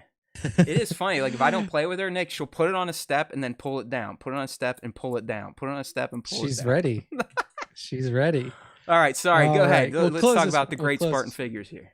That's right. Great Spartan figures here, giving us a shot of Snips and the Clone Bros. But hey, it's the bad time. It's when the clones were flipped. Order 66 goes down, and Snips has to try to fight her way out of this predicament that she's in.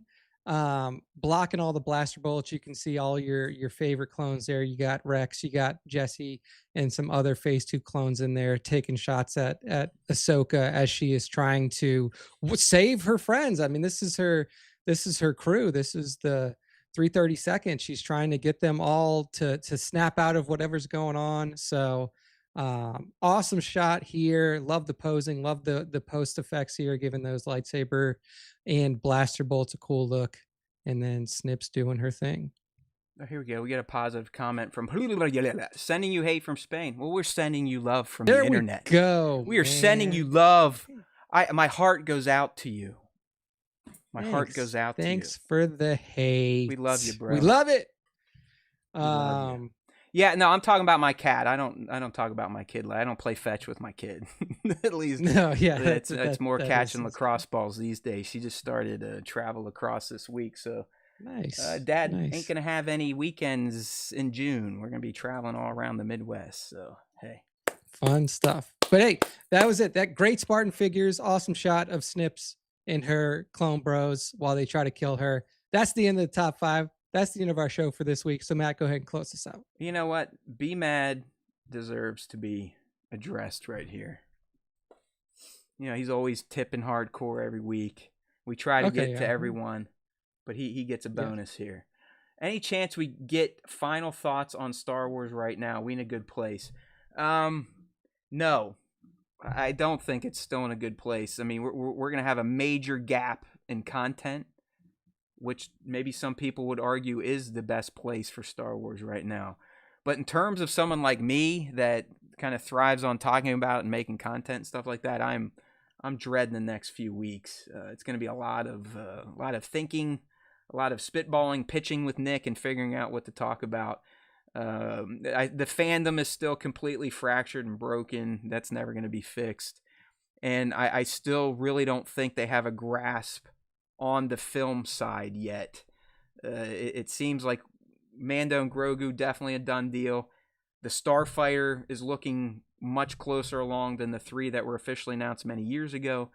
But until we start getting footage like we have for Mando and Grogu, like the film side to me is still a huge question mark. Be Mad. So while I feel Andor left us in a great place, I think we're about to hit a very long down period in terms of new content. So I can't say 100% that we are going to stay in that great place for too long. Yeah, I think from my perspective, you know, obviously there's a content break coming up. I hope that they're taking the time to really set out what the roadmap looks like going forward. Because here's the thing. I mean, we just got the best season of Star Wars TV that we've ever gotten. So very positive way to go on to a break is arguably an Emmy-winning show closing out. and I do think that the creators and the people who are running the creative side of Star Wars, they need a pause to really assess the direction that they want to take and really figure out what they want to do moving forward. Because right now it's like we've gotten good TV shows, we've gotten good quality TV shows for a while. A lot of, you could say that they were very disconnected. Like you had the Mandalorian stuff that was happening, but then outside of that, like Mandalorian is not connected to Andor, which is not connected to the Acolyte, which is not connected to Skeleton Crew. It's very piecemeal, and that's fine. But I think that one thing that people are used to when watching Star Wars is having cohesive narratives where they watch something and they're like, oh, well, this is connected to this way. These are all movies in one series. That's why they have the same numbers. And I think that it's been really hard for people to follow Star Wars since the TV side has taken over. Nobody knows what's connected where. Nobody knows when anything is happening in relation to when the movies are. So I think that a content break, if used properly to really figure out a proper direction, could help the franchise overall. Will it be fun for us who like to watch Star Wars? No, because we're not going to have a lot of new stuff to watch. But I hope that time is used wisely to build a roadmap that makes sense, both in terms of narrative presentation and in terms of how can you make this sustainably and how can you do it in a way that's not going to cause a bunch of people to get fired because you don't know how to do your P&L and all that other stuff. So is it in a good spot? I think it's in an okay spot, but it could definitely use some work. So it's definitely not where it was like back in 2019 when the Mando first kicked off, and it was like, oh, see, we're getting a season a year, and this show, that show, this show, that show, this movie, that. So yeah, we'll see. I'm kind of wore out at this point in time, so it's a good moment to say goodbye. The trolls are coming in, which always means it's time to go. We've been online for too long. Look at this guy's in here talking about the Holocaust. We'll go ahead and report him too. I love reporting people. All right. It's been real, everyone. Ban that guy. Welcome back. It was good to be back. I needed today, even though we had a bit of a blip there to start things with the tech. I don't even know how I'm going to handle that on the audio side. I'll probably just cunt. Oof. If someone from Howard's listening, they would have just clipped that to play for people trying to say words, and they end up saying dirty words. That'll get us banned. Yeah, I don't think anyone's listening, so we don't have to worry about that. But yeah, I don't know. It was nice. It was good. I always love coming here Wednesday nights and talking with Nick, and really the chat was fantastic this week. It looks like we added a few new subs. I don't know if KG's already sub. Hopefully they'll consider it, but it was fun. It's fun. Great work, team. Great work, team. Sorry again about those tech issues.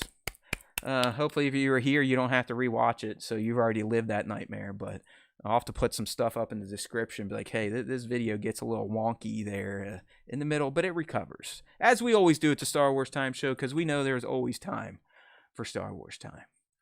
All right, yeah, League. We got some of the our members in here hitting their 12, 13 month pop. What is all this? Just became a sponsor stuff. I love it. Our bot is going nuts right now. He's just sending out like, BMAD's a sponsor. BMAD's been a member for 13 months. I don't know how this is happening, but that's why we love you all. All right, we'll be back next week. You don't know what we'll be talking about because there's no more Andor. I think we beat that thing like a dead horse, so we're not going back to that well anytime soon. So stick with us. Check out those socials. We're on Instagram, Twitter, Discord. We got an open link if you want to join in the description of this video, and Instagram, YouTube, obviously. So keep your eye out. We typically on Monday will tip our hand at what we're going to be discussing on Wednesday. So like I said, follow us on those socials and you will be in the know because there's always time for Star Wars Time. And if you listen to the Star Wars Time Show, the Force will be with you, and you always.